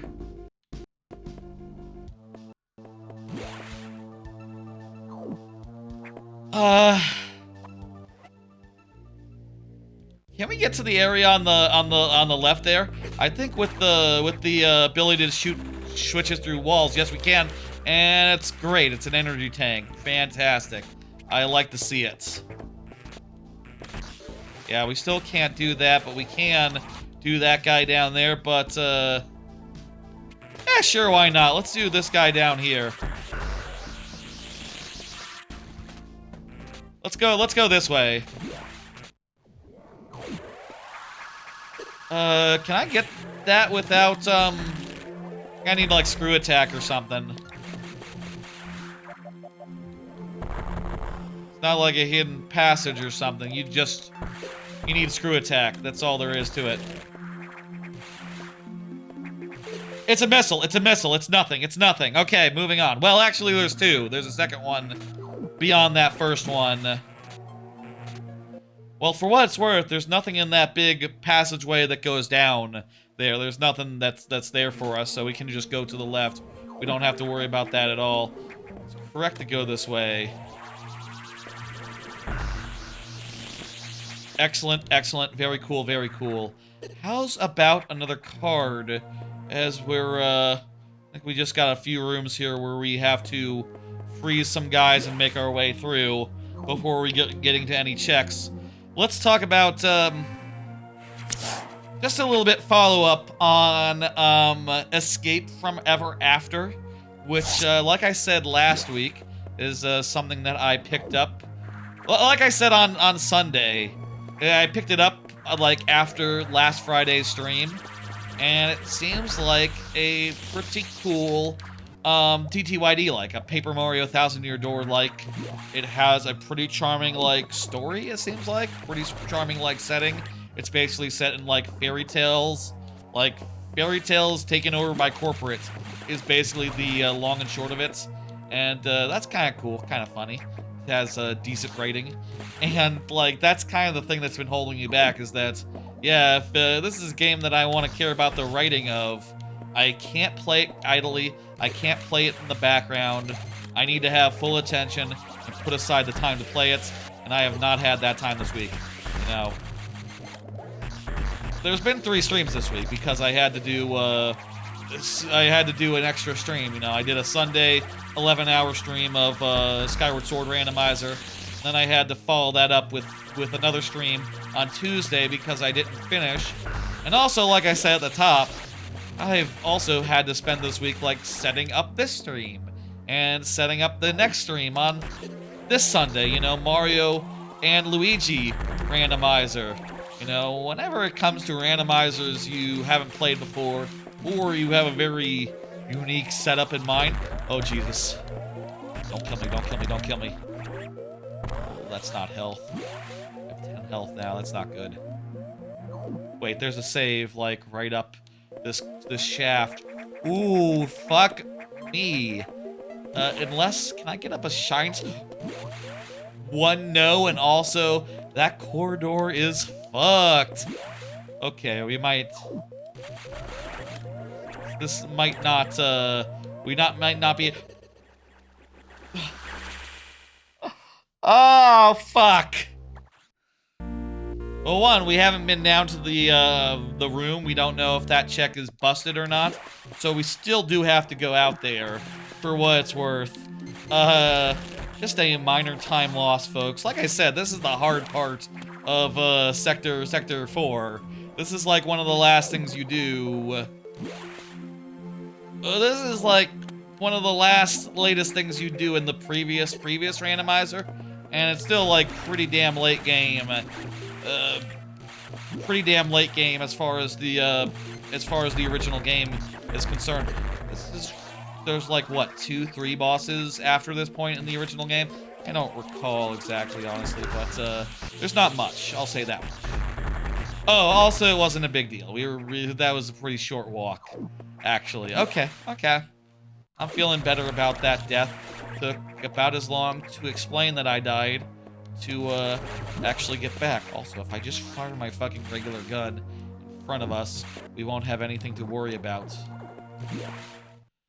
We don't have to go through the long portion because my, I'll say, a big bad thing that was big and bad about the original Metroid Fusion Open Randomizer is that the sector keys were kind of a big deal. And also, they were always vanilla, so they were always in the same place. You always had to get to them in basically the same way, and that meant that basically every randomizer seed ended in the same way. Getting to this part, and unlocking level 4.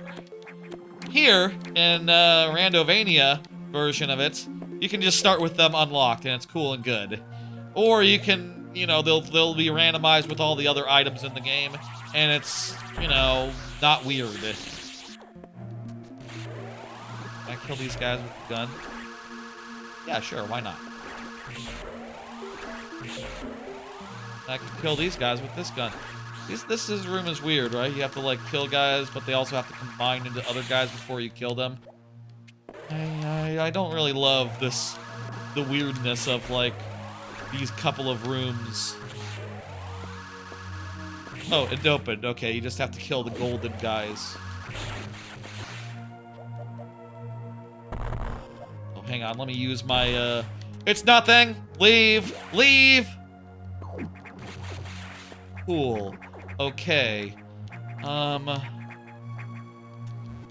Right, so we just found out there's nothing here.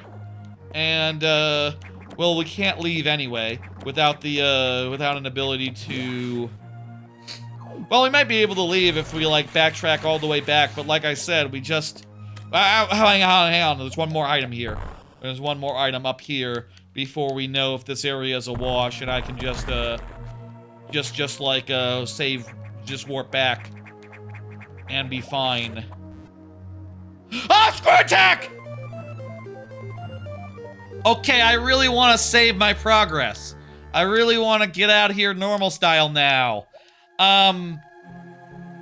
Yeah.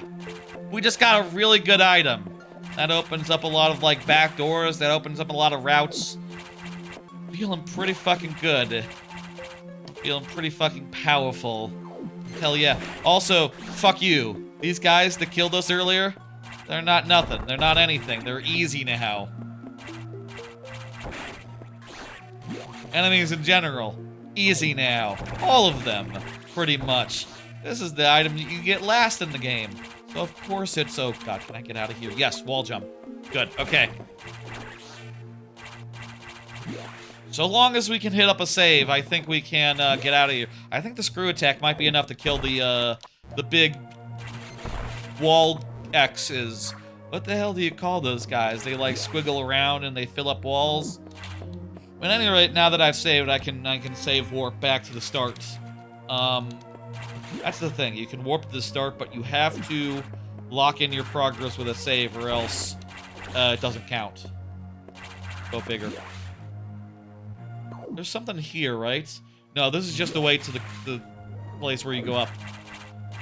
Thoughts about Forever Ever After. I think it's really promising, but like I said, I've been busy, you know, doing randomizers, preparing randomizers.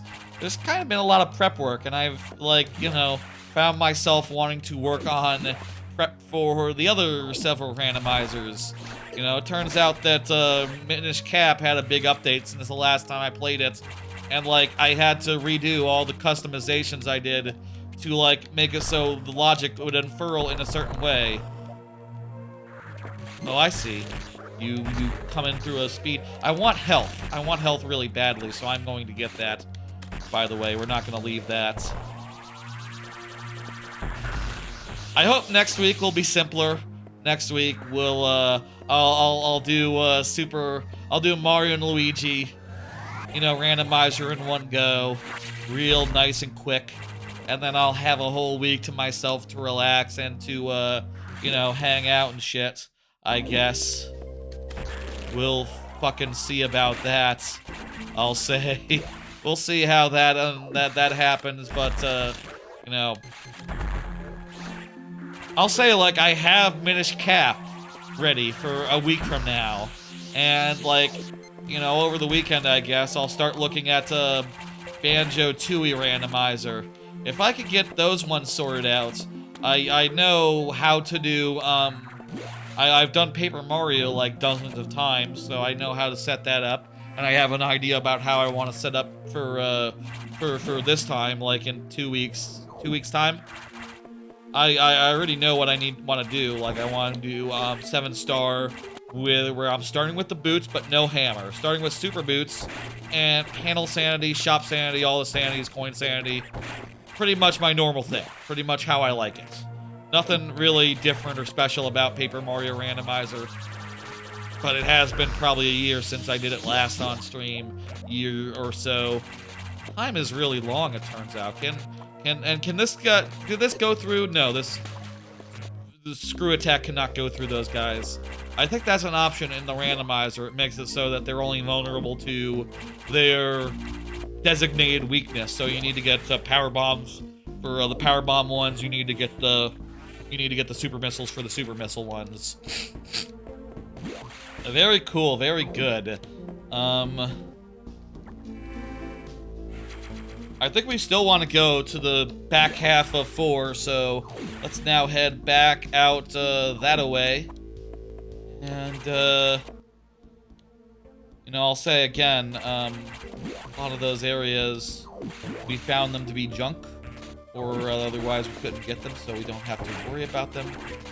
But, whatever. Whew.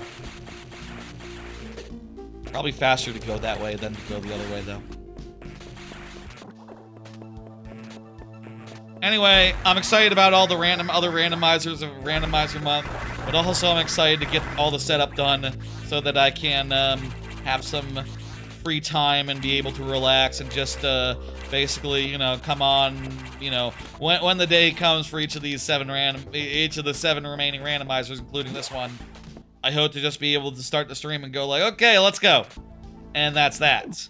Rather than having to, like, you know, spend hours thinking about, like, okay, settings, okay, tracker, get that fitting in the space available. How big should I be? I didn't realize that the GBA, previous times I did GBA randomizers, apparently I did it so that, that there was a space in between the bottom of the screen and the actual gameplay, which I didn't realize. Otherwise, the tracker area would be really small, and I would also be really small, which would be fine, but I'd rather be big and large and huge. If we go this way, is that a problem? I could probably get the save without falling down back into the area that we were before. Is this anything? What the hell is this room for? In some rooms in the randomizer that are empty... Oh, there is a check here. Okay, good. They added something, but I guess this was just a regular room that had something in it. Good to check, good to check. I'm excited about all the other randomizers of this month. There's a bunch coming. Hope y'all will come by for some of them. And, no, it all leads up to DK64, and like I think I said up top, DK64, every hour we spend with these other randomizers, the longer DK64 gets. So, we need to really seriously be hustling. Really seriously be, I mean, I'll say, like, it's not bad to have more bananas in DK64 by any means, but, you know, I wanna hustle all the same. Didn't know that you could do this from behind. Actually more efficient this way because it lets you out on the left-hand side. Oh, also it stays open, I guess, so I guess you could do it in either way, going left or going right. Anyway, here...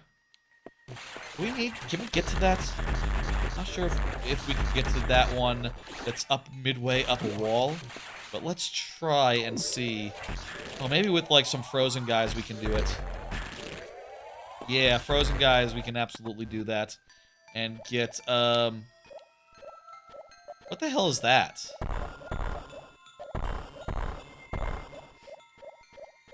What does that indicator mean? That's a weird thing. It's like a little up arrow. Does that mean that, like, if you bomb there, it'll make a thing come out? Why the hell would that be? Oh, if you do, like, a power bomb to reveal where the falling bits are, you trigger that and you get all, you're fucked. Here in the randomizer, you can see all that stuff to begin with, so, it's no big deal. Are we good to fight, I feel like we shouldn't fight that dude until we get the super missiles, but I don't know. Do ice missiles do as much damage as super missiles? Maybe they do as much damage as super missiles, and we're good to fight that guy, but, I am worried. We do have a lot of health tanks by this point. We do have a good amount of health, and we won't be affected by his, gravity shit. Won't be affected by his gravity shit either, so should be able to dodge effectively. We don't have gravity. We don't have the ability to jump multiple times. Is that an issue? Not sure, but we do have other places we can go. If this is a bust, we can leave and come back later. Can I get that? Hang on. I think what I would need to do to get that without powerbomb and without, I think what I need to do is, like, jump up and, like, get a bomb up. You do, like, an infinite bomb. That's, like, a thing, right? You get, like, a bomb chain and they just continually get you farther up. Is that a thing in this game or in other Metroids? I can't remember. Oh, that's barely any height at all. That's not gonna do it. Okay, I think for that we need the power bomb, if I'm not mistaken. I could be mistaken.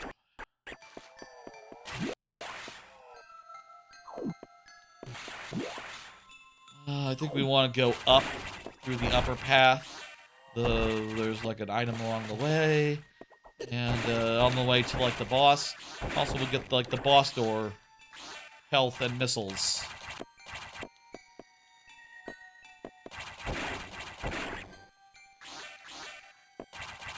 So yeah, I'll try to play more Forever Ever After this weekend, or in general. But you know, I'll say of Mugenics, I think that's a game where I can basically play it second screen style. Though with Mugenics, I am a little concerned with Mugenics insofar as it is only on PC right now, so I'm wondering if I can play that on my AYN Thor, if like the emulation layer will work on that, or if I should wait for the Switch version? I don't know. Good news, we can reach up here. We can get all the way up to here, which is going to be essential for this fucking fight. Can we do this? Don't have Super Missile.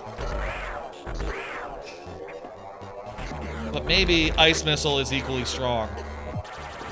Does Diffusion and Ice add power of their own? I'm not sure how the randomizer, how missile power works in the randomizer here.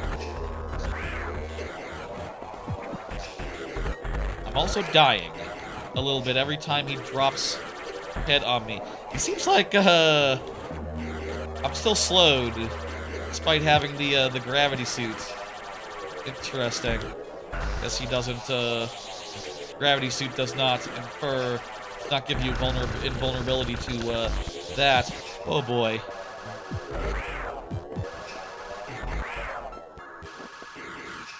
Okay, I think I destroyed... I have 40 health. This is fucked. And also, I can't, like, do a big... I can't space jump. Usually... Okay. I don't know if I like our odds there, but let's give it one more try. And for what it's worth, this is just unlocking... beating this guy only gets us one step closer to finishing the randomizer. It doesn't get us... we could fight other bosses if this one's too tough. And I think, like, as far as bosses that are in logic, this one might be the last one. This might be the one you face last in the game, so this one might be the hardest, the one that we actually want to avoid. Worth noting that the missile here is not, we don't need it.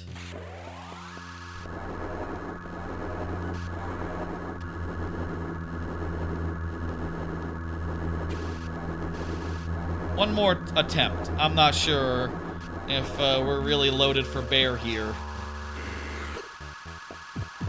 I would at least like Super Missile, though I'm not sure if it actually makes a difference. Plasma Beam would also be nice for the sake of damage.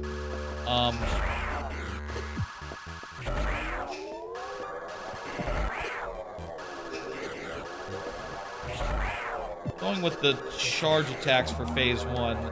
Missiles always drop. They're kind of hard to use. It'd be hard to, like, jump over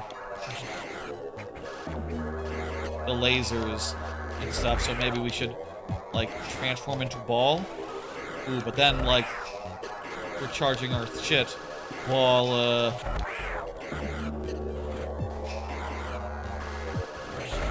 I never... Yeah.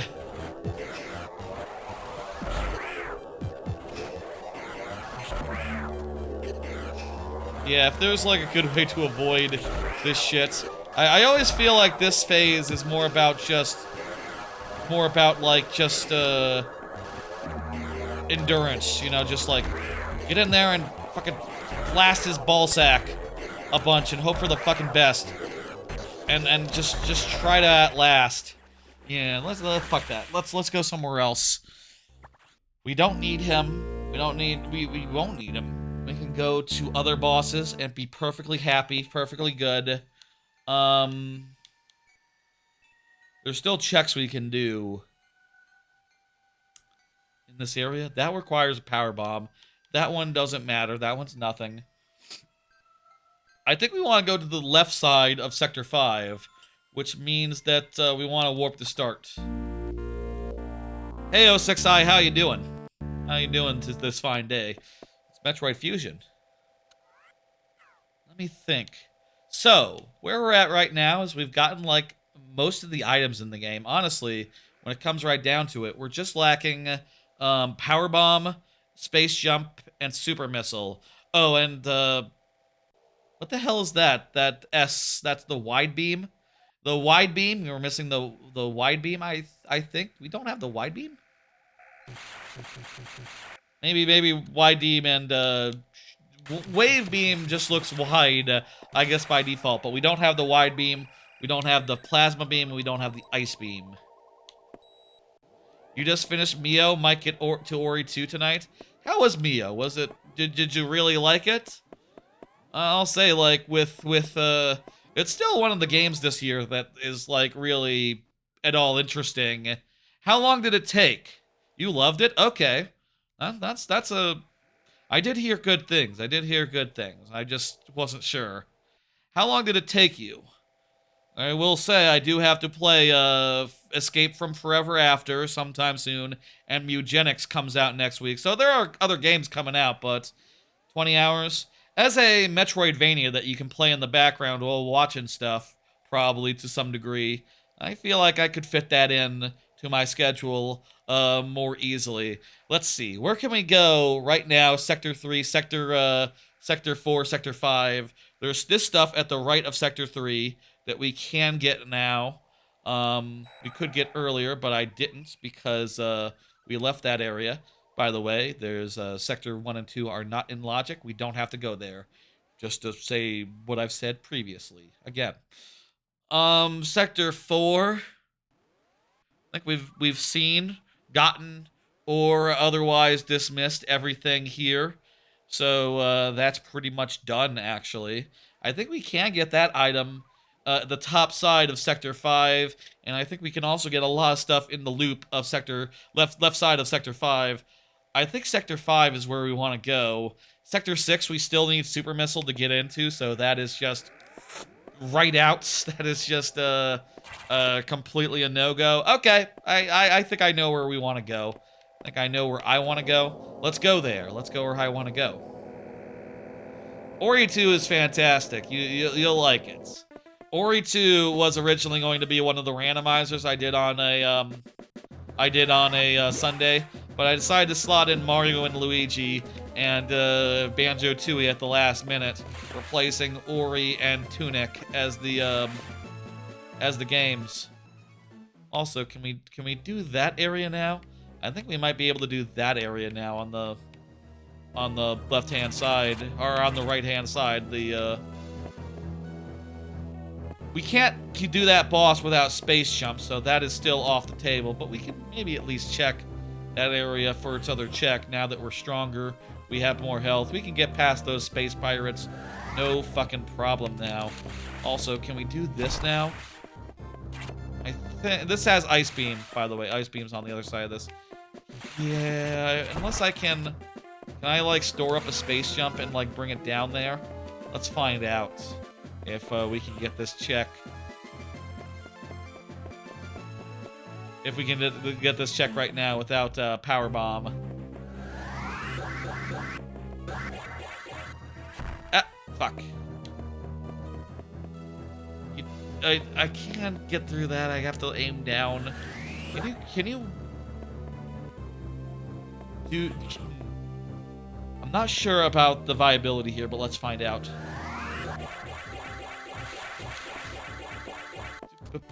Fuck. There was that Hollow Knight update. Yeah. You know, I think that's a problem when your Nintendo... That was in the Nintendo Direct too, now that I think about it. I'm not sure that's possible to get. Let's just move on. It is a problem when your Nintendo Direct, one of the bigger pieces of news, one of the things that people put into goddamn thumbnails for the Nintendo Direct was Hollow Knight's update, which had been already announced, everyone knew about, and everyone knew pretty much all the details of. It was just basically a trailer for the sake of, like, oh hey, you know, we're doing it. You know, just like an ad trailer. And it went into thumbnails. It went into thumbnails, for God's sakes. That's how bad the Direct was. That's how nothing there was there. And also, I completely forgot earlier when we were talking about it. It was not a good Direct. Oh, with the spin, with the light, the screw attack. These guys are gonna be no problem at all. Just dead. Just dead. Beautiful. Beautiful. I like it. I like doing that. Let's see what the check is over there. And then we'll go to 5. I'm thinking 5. If we get the super missile, there's a bunch of... Wait, is there a bunch of 3 that we need for super missile, or... Right, no, we got all pretty much everywhere we need to do in 3. But 6 is where we need to get the super missile for, because it's super missile, right? It's not power bomb. Pretty sure. You went back to sleep after that was announced? I did not wake up for it. I just checked later. Oh! Power bomb! Holy shit. We could have gotten this much earlier if I had just demonstrated some skill and gotten through this area earlier. Can we get back? We can get back, right? It's just some high jumps. It's not like not like we passed the point of no return or nothing. Oh, hell yeah. With Power Bomb, there's a bunch we can do. A lot of little checks. In fact, we can get that ice beam that we passed earlier. The one that I was like, can I do this? Now I can. It's actually very easy. I just do it in the intended way. No skill involved. Because I have the power bomb.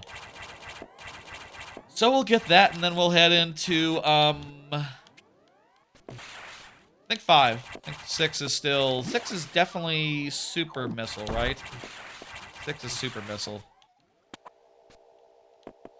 Funny in this randomizer, the first time you'll see the ship will be at the end when we fight the, after we fight the final thing. But, there's no need to see the ship until then. Here we go, power bomb. And this will also let us get another check that could be something cool. We just got the ice beam, which is cool, but really unnecessary, honestly. Doesn't really do anything for us that we can't already do. But it looks real cool. Now we'll be freezing enemies wherever we go. No matter the circumstances. And no matter where they hide, instantly. Oh, could we have... No, I don't know. Could we have, like, gone through the door where there's the guys? Power bomb tank. Now I care how many power bombs I got. I got like 30-something. That's way too many. I don't need that many, honestly. Like, I'm gonna use like 5 throughout this whole randomizer, I think. They're, you don't really need to collect them. They're useful in Dread. They're really useful in Dread because, like, on the final boss especially, like, having a good amount of like, power bombs is really relevant in Dread. But in this game, that's not the case. That said, hey, there's definitely some places that this opens up here. Also, you know what? Now that I think about it, there's totally some places here that we can get now that we have the speed booster. Like, we can do the animals now. That's nothing. Moving on. We can do the animals, and, what else can we do? We could do some stuff. Anything else here in Overworld? No, not really.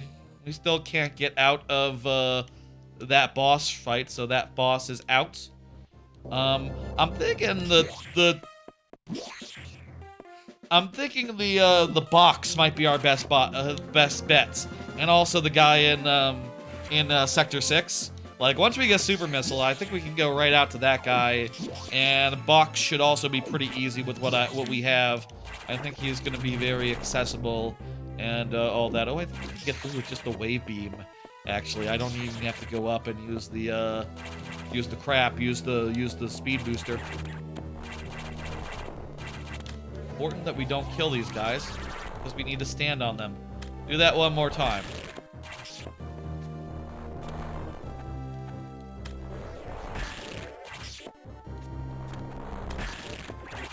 Oh, fuck me.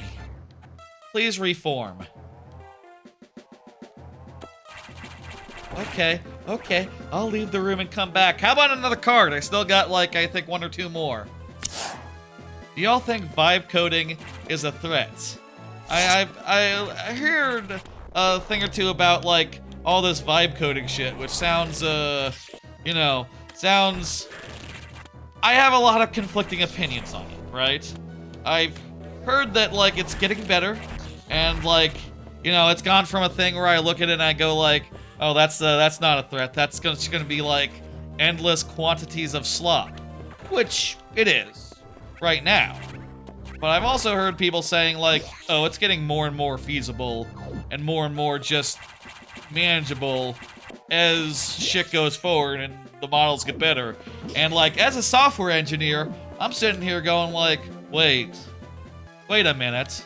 Am I gonna have a job in 5 years? Hang on. What the fuck? Is this actually going to threaten, like, the entire industry that I work in? And what is going to pay for my house when I get a house in you know, near future and all that? Is that gonna be a real concern? I saw some people being positive about it, being like, oh yeah, it seems to work pretty great, and you want like a little self-contained app type thing that's bespoke in what you're looking for. Like, it can absolutely do that because, you know, it's... Admittedly, it can only do things, you know, AI in general can only do things that it's, like, seen before.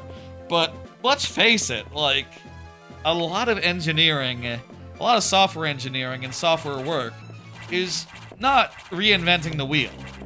You know, you are on some level solving problems and figuring things out, but a lot of time, the solutions have been done before.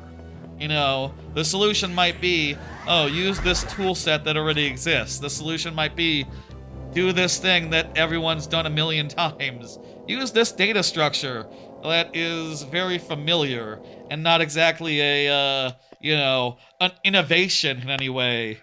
You know, I gotta worry a little bit that, like, yeah, you know what? A lot of the stuff that I do, not to speak too directly to work, but, like, yeah, a lot of that could be automated.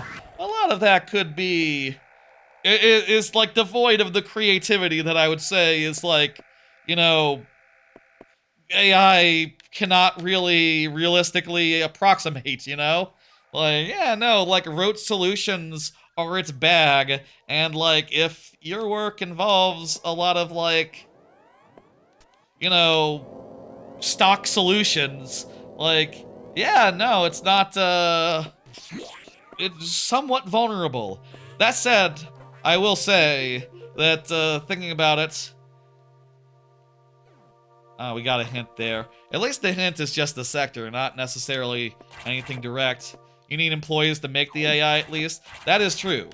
And I think I've heard people say, like, actually the biggest... I'm gonna go to 3, actually, and pick up, you know, not just because that hint told me to, but also, like, in 3... there are some places we can go now at Power Bomb. In fact, all the places? We can go all the places in 3 at Power Bomb and what we have. And you know what? They did. I have said that, like, super missile is what we need.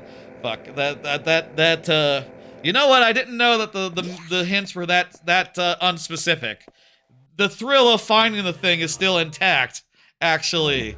So I needn't have worried about that particular aspect. Let's go find it. Let's go find it. It's in 3. It's in 3. I could take some more hints out, honestly.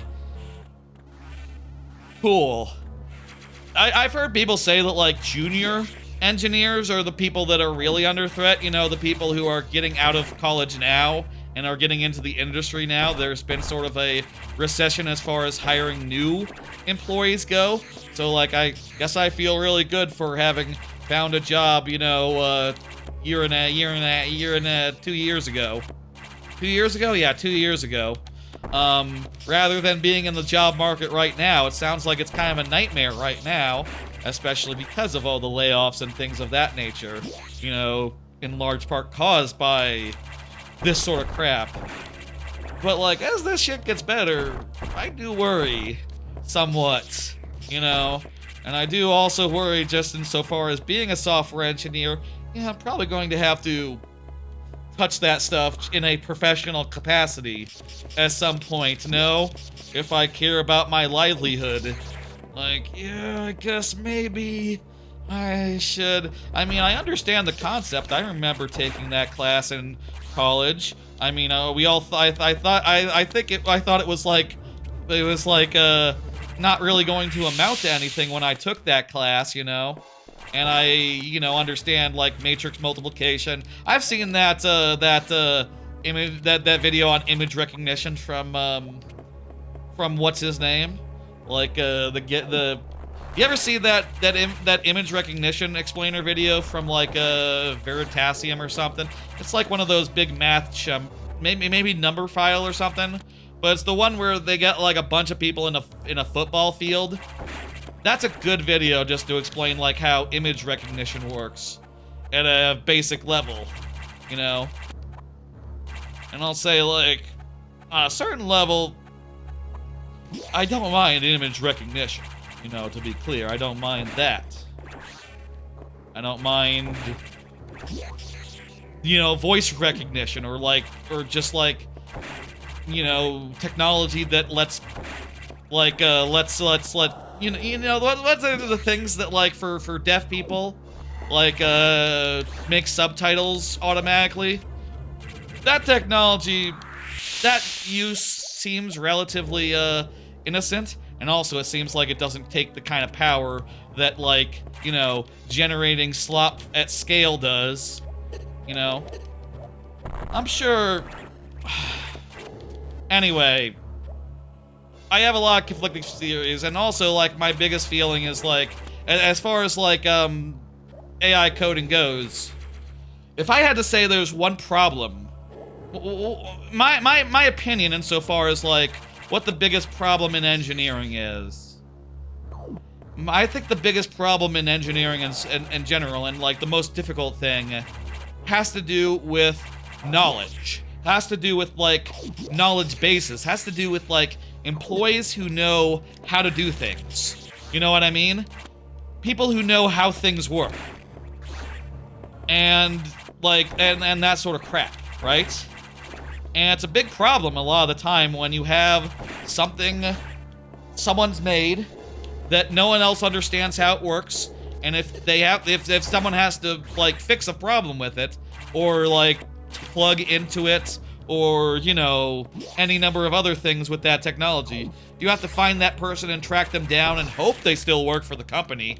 And you know, especially in today's age of, like, layoffs and all that, that might not be a sure thing. They might be gone by a order of, like, years, depending on how your company does things and how they value, like, long-term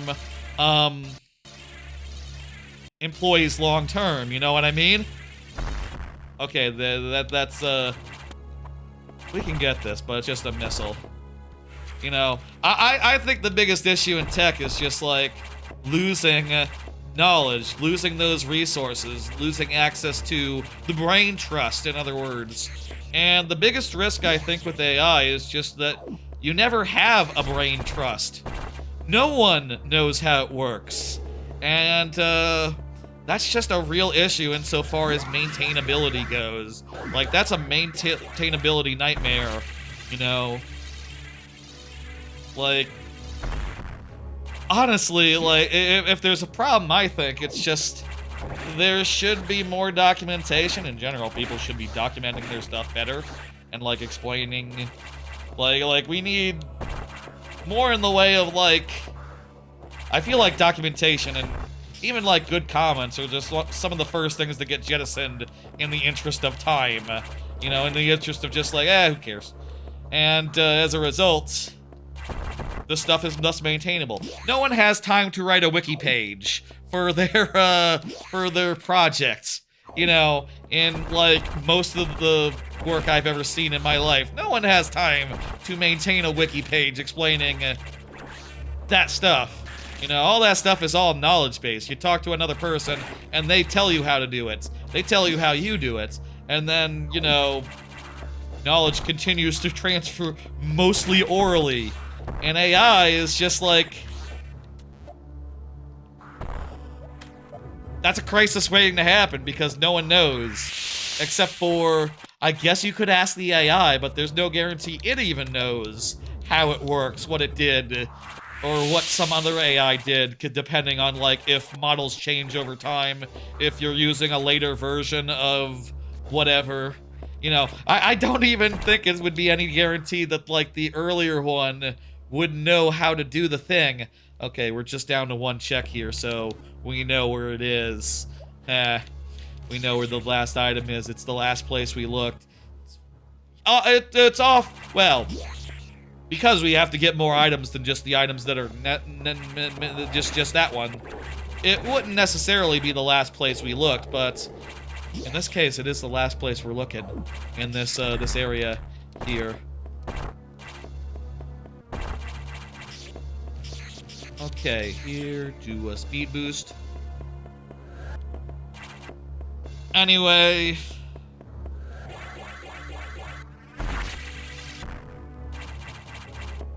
I thought, I don't have super missile, right? I didn't get it earlier. No, I not got it. Didn't the thing say it was in Sector 3? What the hell? Thought, did I not check something somewhere? I don't see it on the map. Missile tank capacity. There's not like doors or something, right? That one I've seen.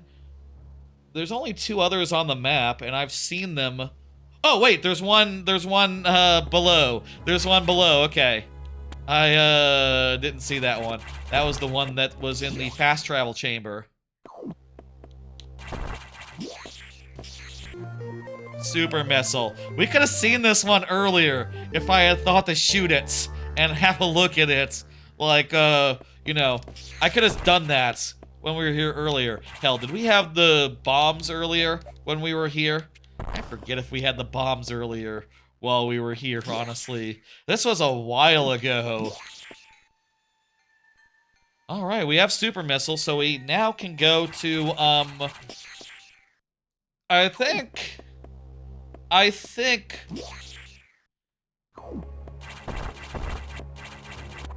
Folks, if I'm not mistaken, I think we might be in go mode. I'm not 100% sure.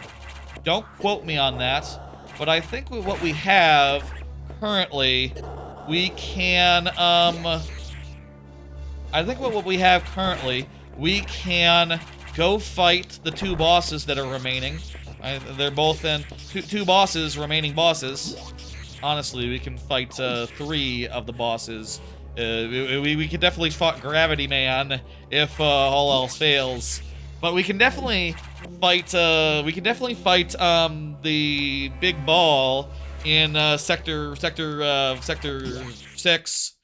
And furthermore, we might be able to fight the box as well in Sector 6. And I would like to do both of those things and have those be the last. It's funny the Sector 6 is the last we're getting into, and also we clearly won't need to do all of Sector 6 on account of, you know, I think we're in go mode. I think we're in go mode, folks. But, it is worth noting that we will be going into parts of Sector 6 that otherwise I would skip, or with previous randomizers, it was very unlikely that you would get to, because they were behind, like, red doors, and that tended to be the last thing that got unlocked in the Metroid Fusion Open Randomizer. I can get some stuff while we're heading out there, I suppose, if it's on the way. I could use more health, maybe. The final boss might be a challenge, maybe. Plasma beam presumably does more damage to the final bosses. Presumably. Did I check this? Also, I'm realizing now, while the super missile is how you get through this way, I'm realizing now there was a screw attack passageway on top. We could have gotten in here a little earlier, actually, just with the screw attack. No. Hey, there's the gravity suit. There's the whatchamacallit? The ability to jump infinite times. I actually want that. Hey, space jump. Okay, now we have basically everything. And more than that, we have everything we need.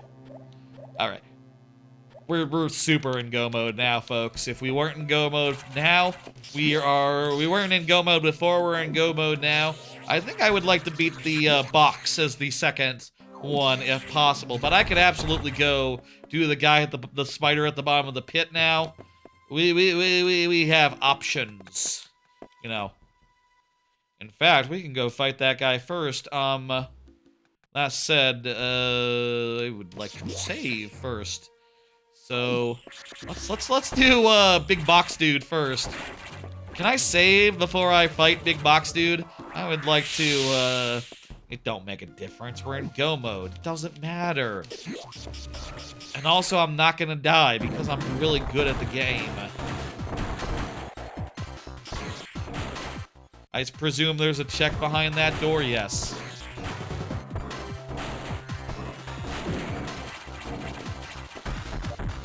Alright, this time, it's the same boss as in Sector 3, except this time he's standing in, like, electric water, so he can't fall even if we want to, or else we'll get electrocuted pretty badly, and he's firing missiles that are annoying.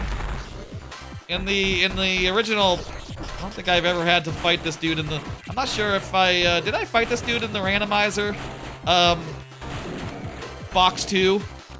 Did I fight this dude the last time I did this Randomizer? I might have done. Who remembers? But I never needed to fight him in Open Randomizer. So, pretty cool. You know, we're seeing, he's almost like an exclusive boss. Except he's in the original game. He's really kicking our ass, huh? He is like an endgame boss. And, we do have all the missile power-ups, so our missiles are as powerful as they, could be. How close are we?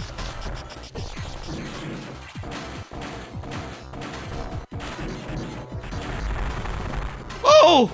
Oh, damn it. I thought maybe that was it. 62. 62. This is not looking good.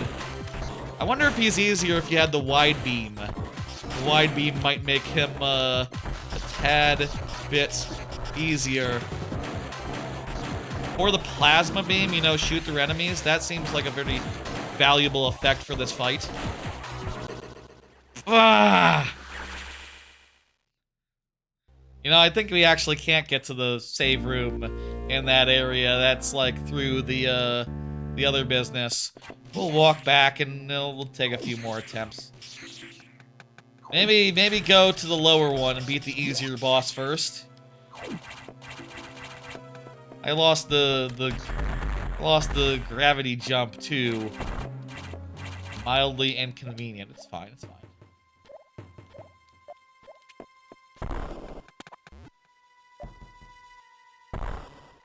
Anyway.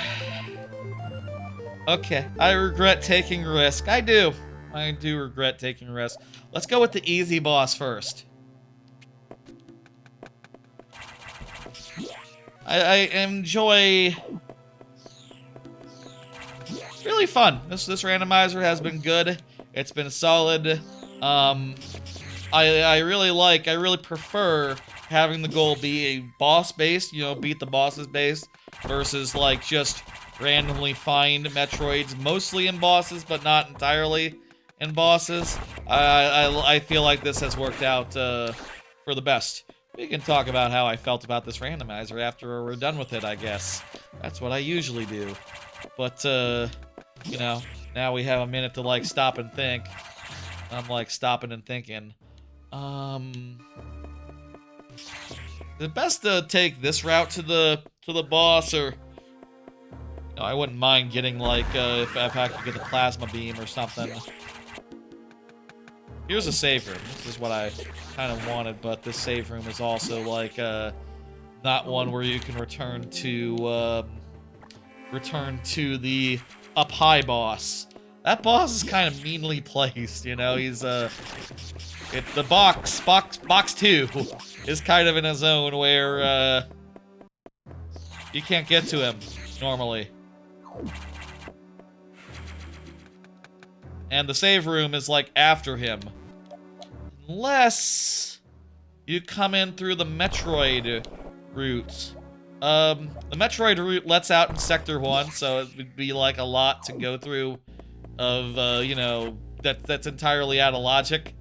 But, you know, if you did have to do that, that probably would be a good, decent way to do it. Go from, behind, you know, go from, M, in other words. Go from that M corridor. That M corridor in logic? I actually don't know. I don't know if that's like an actual. I think it is. I think it is. It's just that it's requires the red to get into. So it's kind of well, in previous versions of the previous randomizers of Fusion, it would be pretty much an endgame thing. Okay, that's nothing. Not worth getting. But in this, you can absolutely get it a little earlier. Especially if you do like I did, and just start with the doors. I'll say, I really like starting with doors. I, generally speaking, prefer my pickups in randomizers to be more about, you know, abilities versus doors. It depends, you know. I guess this is basically a Keezy version of, a Keezy like, Metroid Fusion. Not just a four sector special that's, bosses only for, the objectives, but also,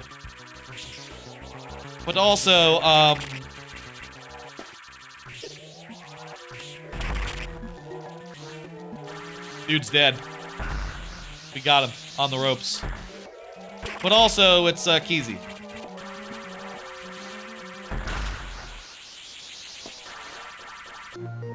Yeah! One more. We just have to beat a box. Or we could beat, the spider dude. I would like to beat the box. I feel like it's a shame the dude never had previous. I don't think I've had to beat him in a randomizer thus far. And again, I really don't need to beat him specifically. Honestly, if I did this again, maybe I would make it so that there were that I needed to get every boss beaten, all 7 of them, or at any rate, all ones that are available in the set of places. You know what I mean? In the set of sectors, whatever that set of sectors may be. But this still worked out fine, and no. In any case, let's just go over there and kick they ass. And so long as we kick they ass, we should be good. And also, I have more health now. I got another health tank or 2. One health tank. I should know how to count. I definitely didn't get a second one since first attempt.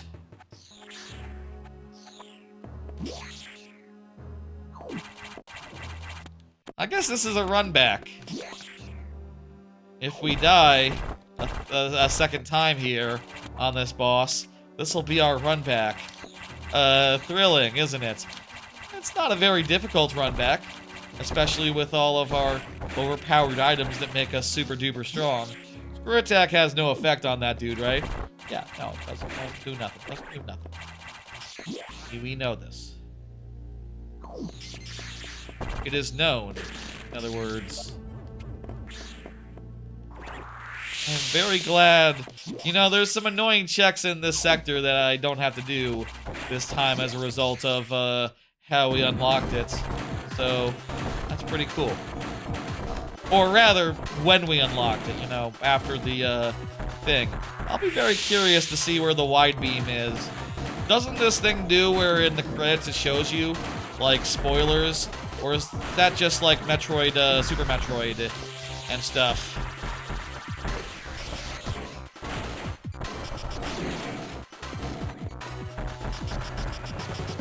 Anyway, let's do this.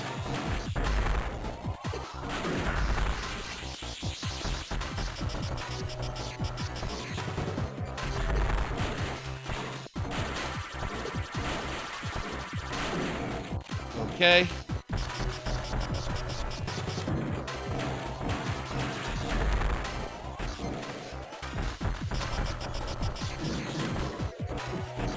Carefully, carefully walk out of the way. Carefully, like, mantle out of the way of dude. I like this color scheme that we got. We kind of look like default Samus. Default, like, Fusion Samus with this sort of weirdly tinged blue. I like it.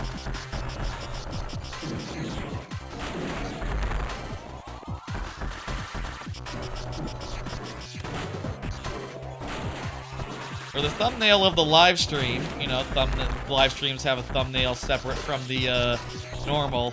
I put that that zoomed in close-up of SAX. I thought that was a fun one to do.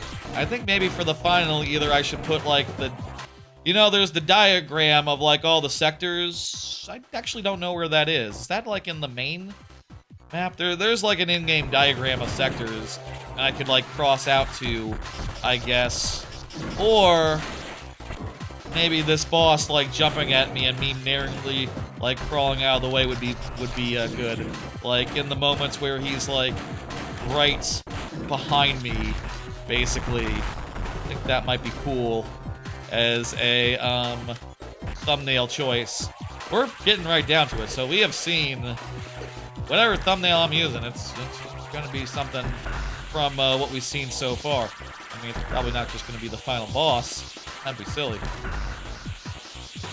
Probably did that once, or something for thing. Also, just like the giant X is pretty iconic. X's in general really give you the impression of like Fusion. I think, I don't know. I guess if you don't know Fusion, it don't do nothing for you. So we got it. We're done.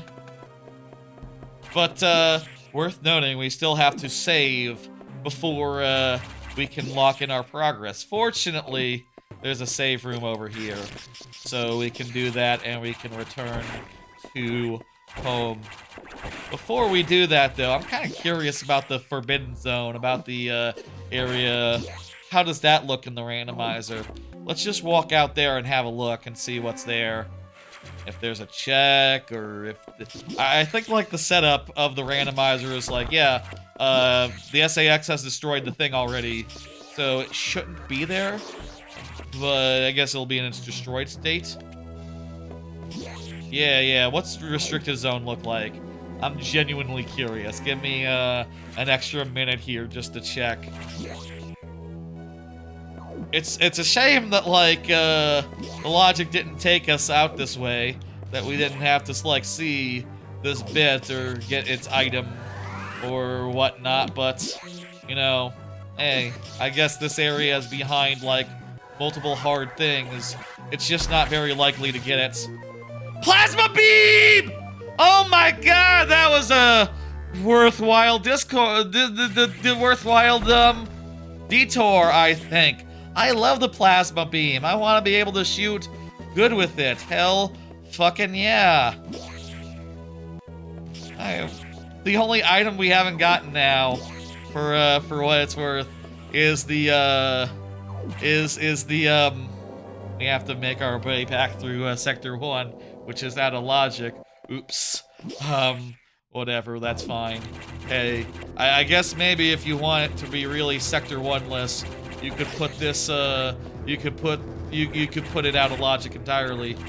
I will say, Sector 1 could have some energy tanks and things of that nature in it, so, you know, we could find some good stuff in Sector 1 if we cared to, but, man, we're done.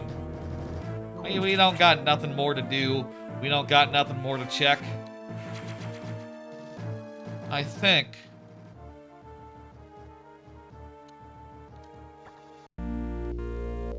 Folks, let me say, random detours aside, we're in go mode. We have all the Metroids that we need, all the Metroid Infants that we need. We are now ready to go fight the final boss of this game. We are good for it. Unless I accidentally did a setting where I need to track down all 7 of the Metroids. I'm pretty sure I set it to 5. If I accidentally set it to be all 7, Oops. But I'm pretty sure I didn't do that. I'm pretty sure I checked, like, multiple times. I was, very careful, you know, as you are when you're setting up a randomizer and, you know, making sure everything is just right, everything is just so. We're going to do the final boss in a minute, and then a final escape in another minute, and then we'll be done. And, we'll, you know, we found every item except for the wide beam. Honestly, I'm pretty happy with the girth of my beam. I think we're fine without it. So, well, no, we'll just go on and finish the game from here. Oh, and also we'll just grab a save and a recharge before the final boss appears. But yeah, we're pretty much good to go. We are 2.5 hours in. Excellent. So we'll be finishing around. I would say 2:40. I would say 10 minutes from now would be my, I don't know, is that, once we finish this boss here, there'll be like a 5-minute timer, won't there? And then, this boss isn't that long, we just have to hit them, like, oh wow, look at the color palette on, look at the color palette on SAX. Wow, sort of like a dark red orange. It is killing me really good. Okay. Oh, fuck. Oh, no. That's just... Okay, skill issue. We have everything we need to make it through this. It's true we don't have, like, half the energy tanks in the game, for what it's worth. And like, odds are good. Those are in Sector 1 and 2, so we wouldn't get them. But, you know, they're not necessarily for us to get. But, woo! Let's do our best. Just avoid getting shot. This is a pretty straightforward boss. Just jump over the lasers. Do charge shots. Stay in the air while not firing. And fire every chance you get. This should be good. I wonder if the wave beam adds any extra power to our shit. Or the wide beam, At any rate, the plasma beam should be enough. In the original open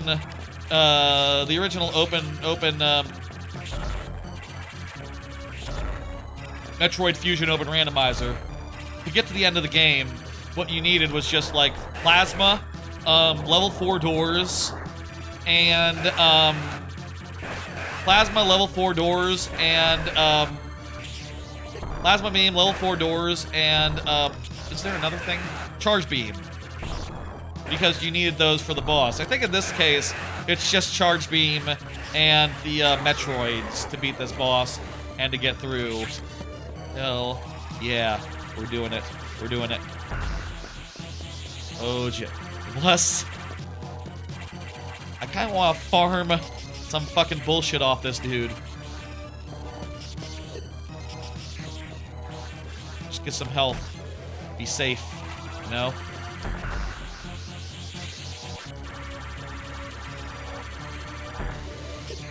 Shit!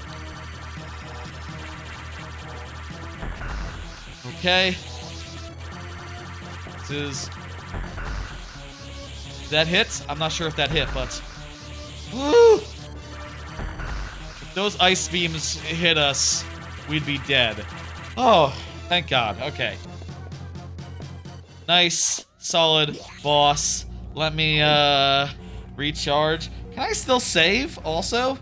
I can still save, also. Man, that's, challenging. I feel like you would have more health packs, more health containers.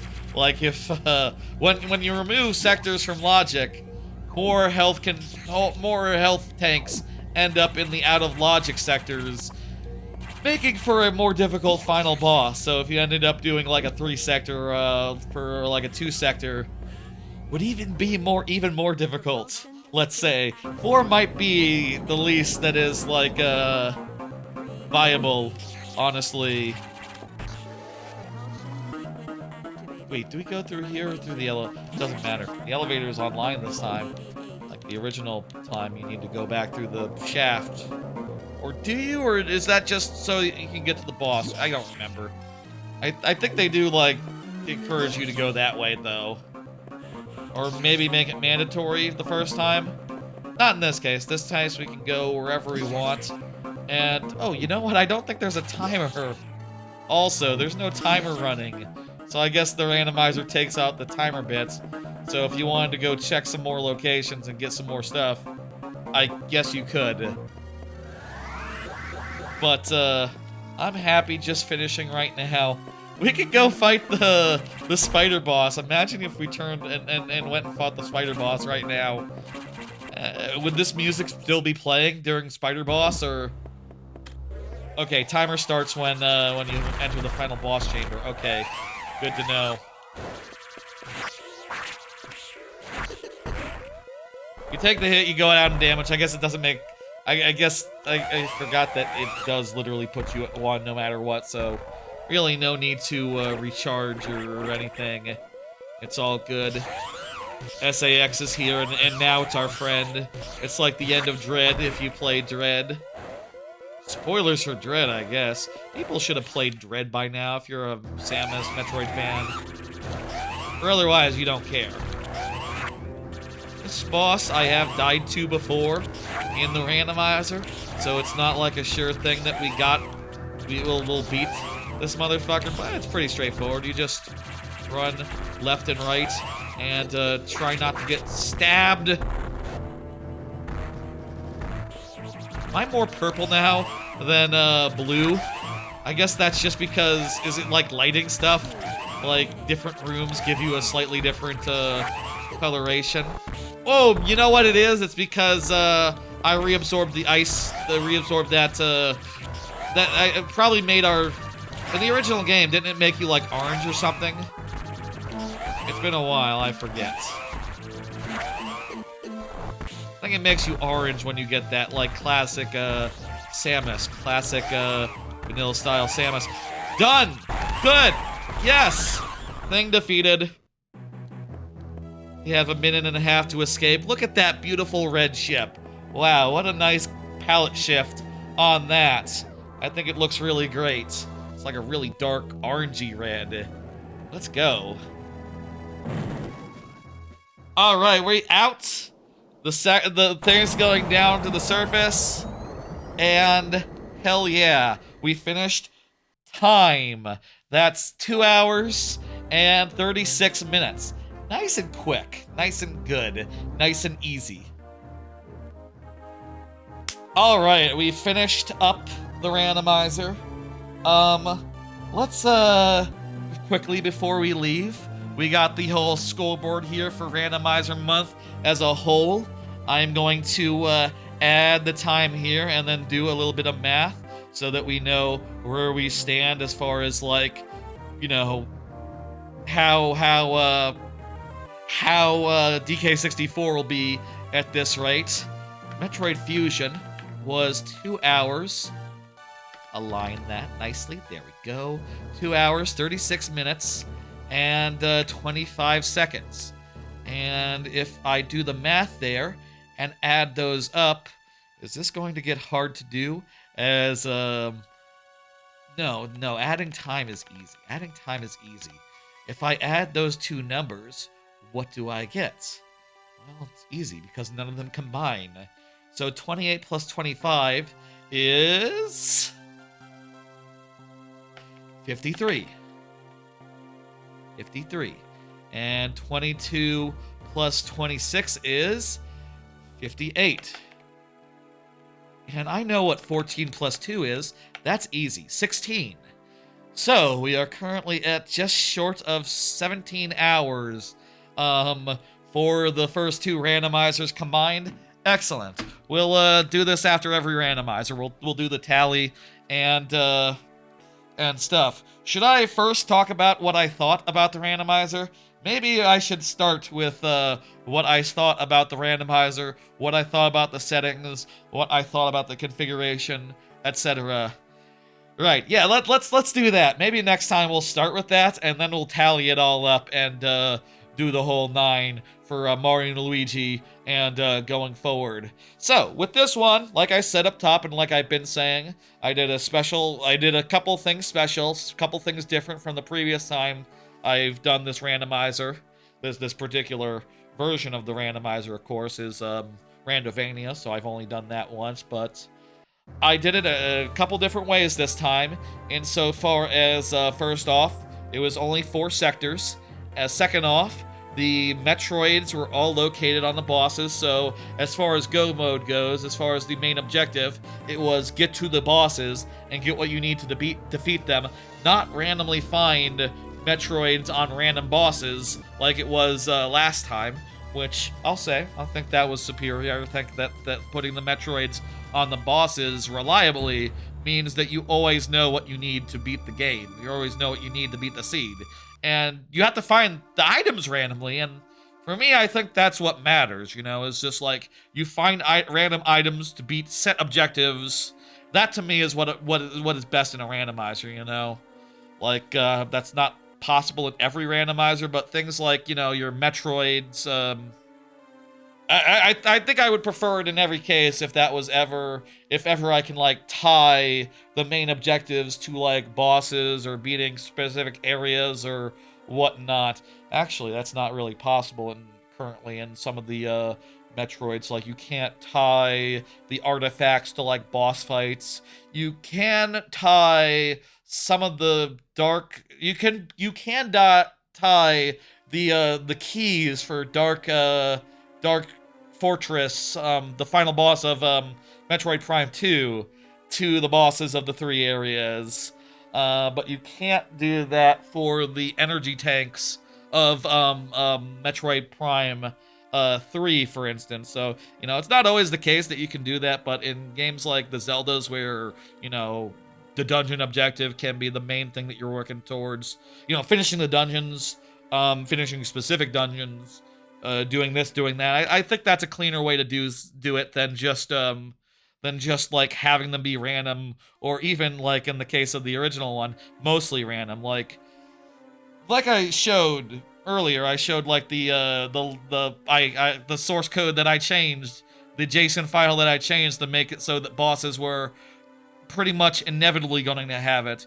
They have a weight, it's more likely for bosses to have it before. They had like 3.5, whereas every other item had like 0.4. But it's only mostly likely, and also if you don't have more Metroids than you have bosses, they're going to be on random bosses. You'd have to like, literally make it so that there were X Metroids and X bosses and match that up specifically. I think there's 11 total in the game. So, you can have up to 11 if you want them to be just bosses only. And I think that's the way to go.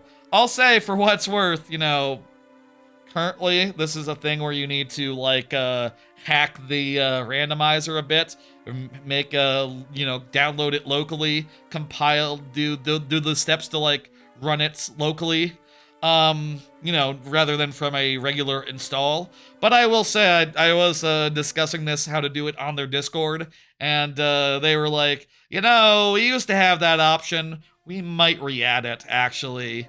Why not? So maybe in like a week or 2 or a month or the next time it updates, this feature might be officially supported, but let me tell you, I like it. I like it, and if it were not to be officially supported in the future, I would personally make it happen every time I play this randomizer, which would be inconvenient, but what are you going to do? As far as the 4-sector gimmick goes, I think it was very good, though it definitely presented some problems, especially at first, when it turned out that with the 4 sectors we had in Logic, there was basically like 1 item that we could get, and from that item, there's like 1 more item that we could get, and from that item, there was only 1 more, and then just a path of logic that was pretty strict and pretty like closed down, because just the 1 sectors that I chose do not have any free checks available when you start from the hub. There's 2 ways around that. One would be to not start from the hub, but to start from the other side of like the the other side of the hub area. Um, let me show a map real fast. You know, I haven't shown this map tracker in a bit, but I still have it. It start from like this side of the hub, or maybe even this room here. Maybe even this room. This room would make sense to start from. You're pretty close to the hub, and also you can go out in the all this stuff and grab this right away. If you had access to all this to start with, you could probably get like a bunch of checks real fast, and you could definitely get a bunch of checks really fast and probably get speed boost, morph ball, or maybe even something that'll let you go deeper into 3 or 4 or 6 even before you get to the hub. But it is what it is. It's also, you could start with random items in order to alleviate that chance that, like, oh, if I started with the super missile, I actually don't know if I could have fired the super missile before I got the regular missile. If I had started with regular missile or speed boost or any number of morph ball would probably be the best one to start with, honestly, insofar as like it gets you into the main sector, into the main station hub area. It gets you out here, basically. I think that'd be the best thing to start with, but again, it was kind of weird, but it's fine. I still think it was a fun way to do that, and I'll say, like, I originally had the idea of like, editing the checks manually like this, just like removing the junking all the locations in Sector 1 and 2 when thinking about Metroid Prime 2, and just thinking about, like, okay, what if you had a seed that was just 2 random planets? Like, doing this way, I did find that it was, like, nearly twice as fast as it otherwise would be, based on my the first time that I went through it, which is pretty fun and pretty good. It feels good to do a randomizer and get through it pretty fast. Sometimes you're looking for something that's like 3 hours long. Sometimes you're looking for something that's like 6 or 7 hours long.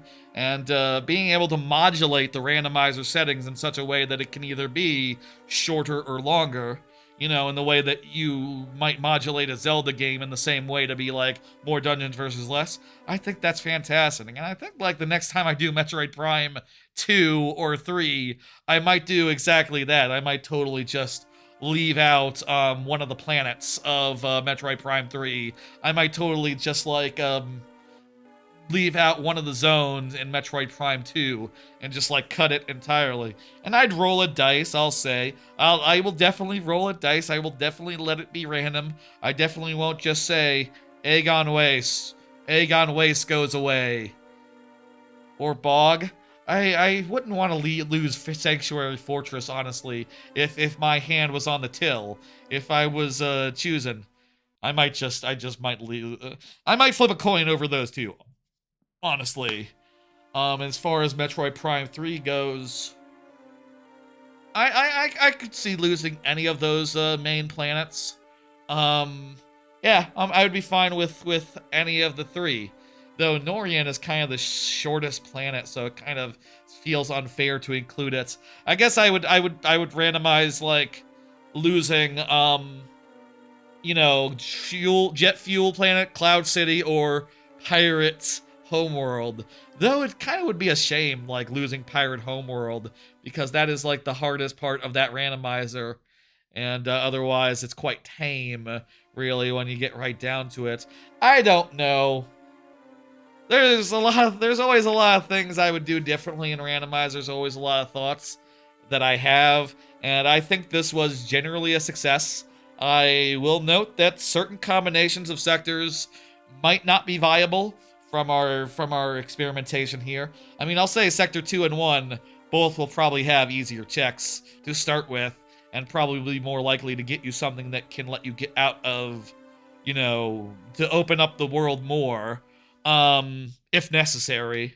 So, like, maybe every other sector combination isn't a problem so long as you have, like, 4 of them. But, like, there might not be a viable combination with 3. There might not be a viable combination with any given 2. Unless you're not starting in the hub, or otherwise you start with a Morph Ball or something. you know, worth considering if ever this was to become like a actual feature that actually was supported by the thing. But I'll say, if you want to try it, you can just do it manually, and it's fun and good.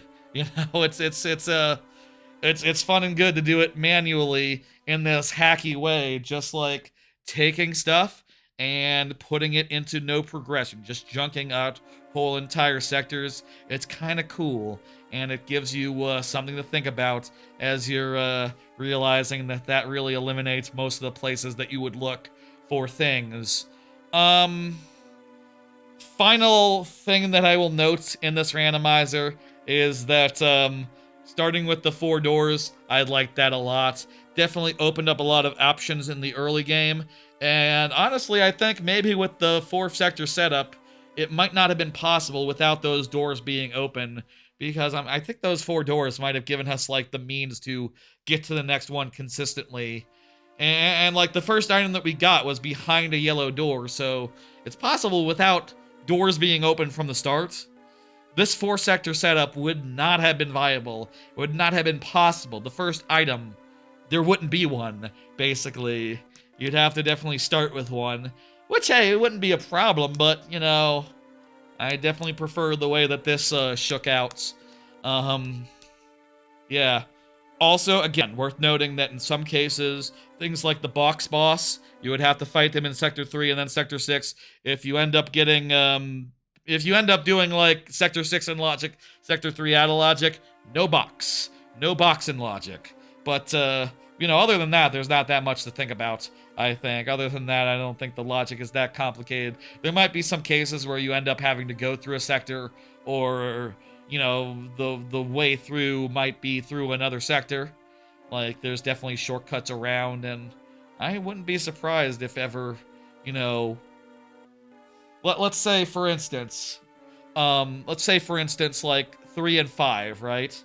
You see here, you go through Sector 3 to get to here without the, you can go through Sector 3 here to get here without the red doors being open. So in this part of Sector 3, if you had like if you had the screw attack, you could get through that, and you could absolutely get to this part going through 5. So if like, or going through 3. So if like 3 was out of logic, kind of screwed. It's kind of doesn't, you end up having to go through there anyway. It's worth noting, we were lucky to have no such scenarios where that was necessary, but it is also worth noting that, like, yeah, that it would be a pretty narrow, pretty quick trip into 3, just like go around here, and then pretty much like the exit's right there. If you had to go through 1 through this route, which I'm not sure if ever that would be necessary, maybe if blue was closed? Yeah, maybe if blue was closed specifically, you might have to go that way to 1. Or if the sectors were like randomized. I'm not sure if there's sector randomization in this one, but could be that we might have had to go through 1 given the right circumstances, given the right logic, whatever. The important thing is that we did it, we finished, and it all went really well, it all went really fast, and apparently we checked half the checks in the game. So, you know, worst case scenario with this randomizer in general, lasts twice as long, I guess, if you had to check like twice as many locations. And, you know, 5 hours wouldn't be bad. Well, I'll say for this, we probably checked most of the locations in the sectors that we had available, but you know, sectors 1 and 2 are a lot of the game. Sector 2 is kind of big, actually, and it has a very large like undersection. You know, this whole thing. Look at all that. Ooh, kind of a lot to check, kind of a lot to go through. That's part of why I chose it in Sector 1. Just the most basic sectors. Did I choose the right sectors to junk? I don't know. I feel like I would like to see more of Sector 6, honestly, but that's just how the cookie crumbled. That's how the logic worked out. We ended up being there mostly in go mode, entirely in go mode, really. And yeah, that was fun.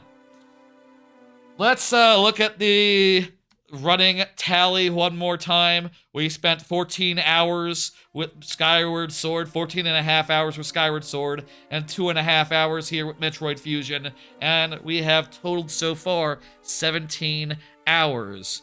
On Sunday, we will be going into Mario and Luigi. I've been told that it's not so bad. I've been told that first time players probably can expect, using a tracker and limited knowledge of the game, probably can expect like 5-6 hours, somewhere in that range. Maybe even 4 or 5 is what they were saying in their Discord. So I'm feeling pretty good about that. I'm looking forward to trying that out.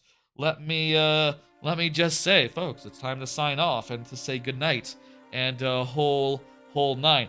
Should I hit A button? Oh, you could just, okay. We'll just leave it at that screen. Anyway. Folks, this is Randomizer Month. This continues to be Randomizer Month.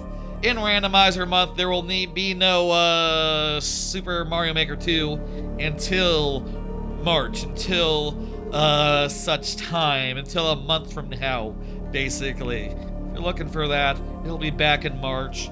Don't y'all worry. Here, look at March calendar. I'm starting to fill it full of things, like that game about the mouse, and maybe Wonder DLCs. I'm not sure about if I can do that alone or if I have to round up a posse, but we'll see about that come March. Also, DK Mario 64 with Bonanza DK will be a full playthrough in the month of March, starting in the month of March. We'll see how long that goes. Randomizer Month, though, is exciting, is good, is going to be a lot more fun. I'm looking forward to all these upcoming randomizers. Let me tell you about them in order. Mario and Luigi Randomizer, I'm very curious about. I love Paper Mario Randomizer. I love TTYD Randomizer. And I'm very interested in the other Mario RPG that's really good and great.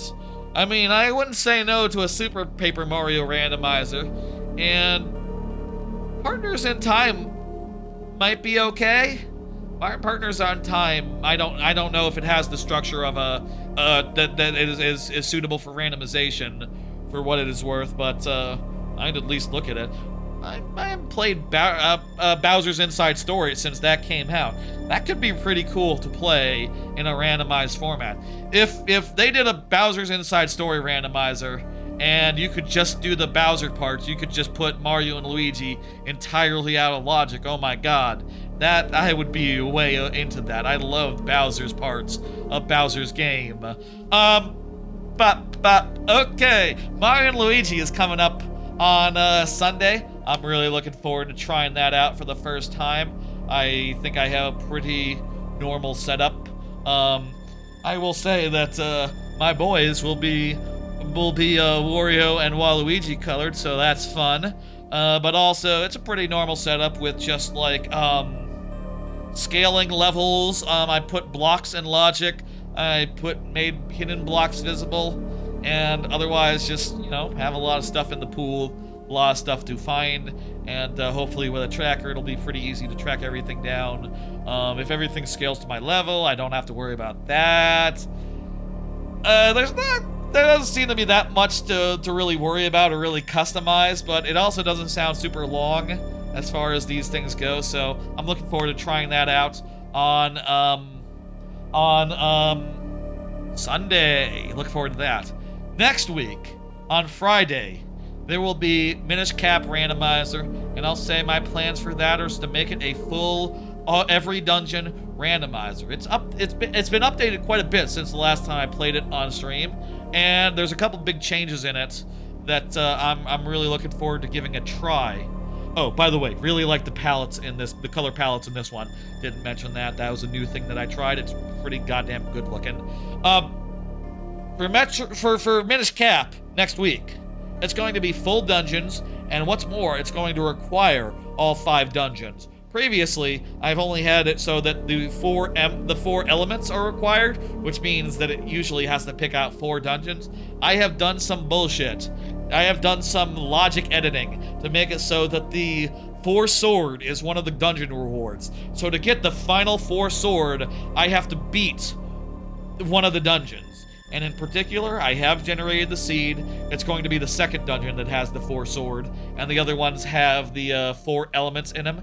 And I think that's going to be nice. I think that that's going to be a more complete version of the Minish Cap randomizer that I've ever done. Previously, I've only done 4 dungeons required.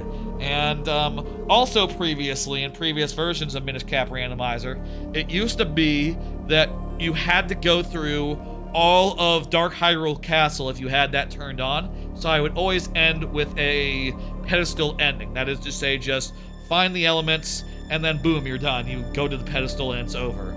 Well, they've changed that.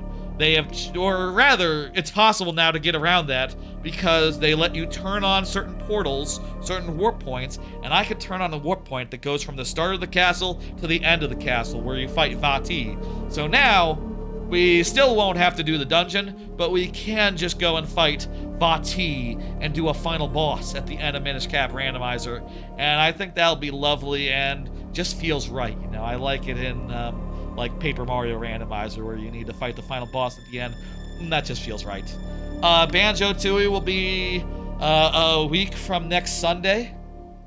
I am coming to dinner, Ma, tomorrow, yes. Banjo-Tooie Randomizer will be a week from next Sunday, and I don't know what to expect from that, and I have not started setting it up, but I'm thinking it'll just be a pretty normal setup. Don't see anything, don't think there'll be anything weird there. Paper Mario, I know how to do that. Look for 7-star Paper Mario 2 weeks from now, and that'll be good as well. Finally, Super Link to the Past plus Super Metroid Randomizer. I'm very curious how that's gonna go. I'm very curious what options I have to set that up. I will say I did do Link to the Past Randomizer and Super Metroid Randomizer for the first time in the last 2 months, and I think one took me around 8 hours and one took me around 5 hours, so it might be as long as the other one that we've done so far, but we'll see about that, and we'll see how I can configure it. And finally, DK64 will be the summation of everything that's come before. Look forward to that, and the longer we go on all these other randomizers, the longer that'll be. We'll see how that goes, but shouldn't be a problem. Should be fun. Loading zone randomization will be on, and will be the main thing that I have to contend with. I like DK64 Randomizer in a specific way, as many people like randomizers in specific ways that they like how they are. Very customizable randomizers. That should be the thing that we take away from tonight. And, yeah. Oopsie daisy. Wrong button. You don't need to see the March schedule. Folks, thanks for coming by, hanging out, chatting, watching some Metroid Fusion, maybe. This has been Metroid Fusion Randomizer. I had fun. I always enjoy Metroid Fusion Randomizer, and I think the experiment was mostly a success. Maybe there could be things that could be improved about this setup, but I was happy to go through it, and I had a lot of fun finding my way through, and I like how fast it went. It's always good to have options in a randomizer where you can shorten it down if you want to, if you need to, if you'd like a shorter one or a longer one. And I'm definitely looking forward to doing this same thing with Metroid Prime 2 and 3 at least. With how interconnected the worlds are in one, it'd be really weird if like Magmore was out of logic, or like Fendra. I don't know, man, that doesn't sound right. It would be nice to have more of a chance of having to do Phase-On Minds, but whatever. I'm gonna send y'all out. Let me send y'all somewhere. Let me see who's online.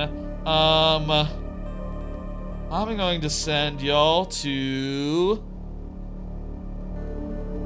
I'm looking through the options. There's a lot. It's a Friday night. I'm gonna send y'all to Tolkoto, who's doing Spyro the Dragon something or other. That's fun. Okay, folks, I'll see you on Sunday, 2 days from now, for Mario and Luigi Randomizer. I have that all ready to go. pretty much, 90% of the way. I'll see you then for that, and a week from now for Minish Cap and various other randomizers the rest of the month. Give your love to the VOD, give your love to the short form content as well, I guess. And yeah, I'll see you on Sunday. Y'all have a good one. Take it easy. Good night.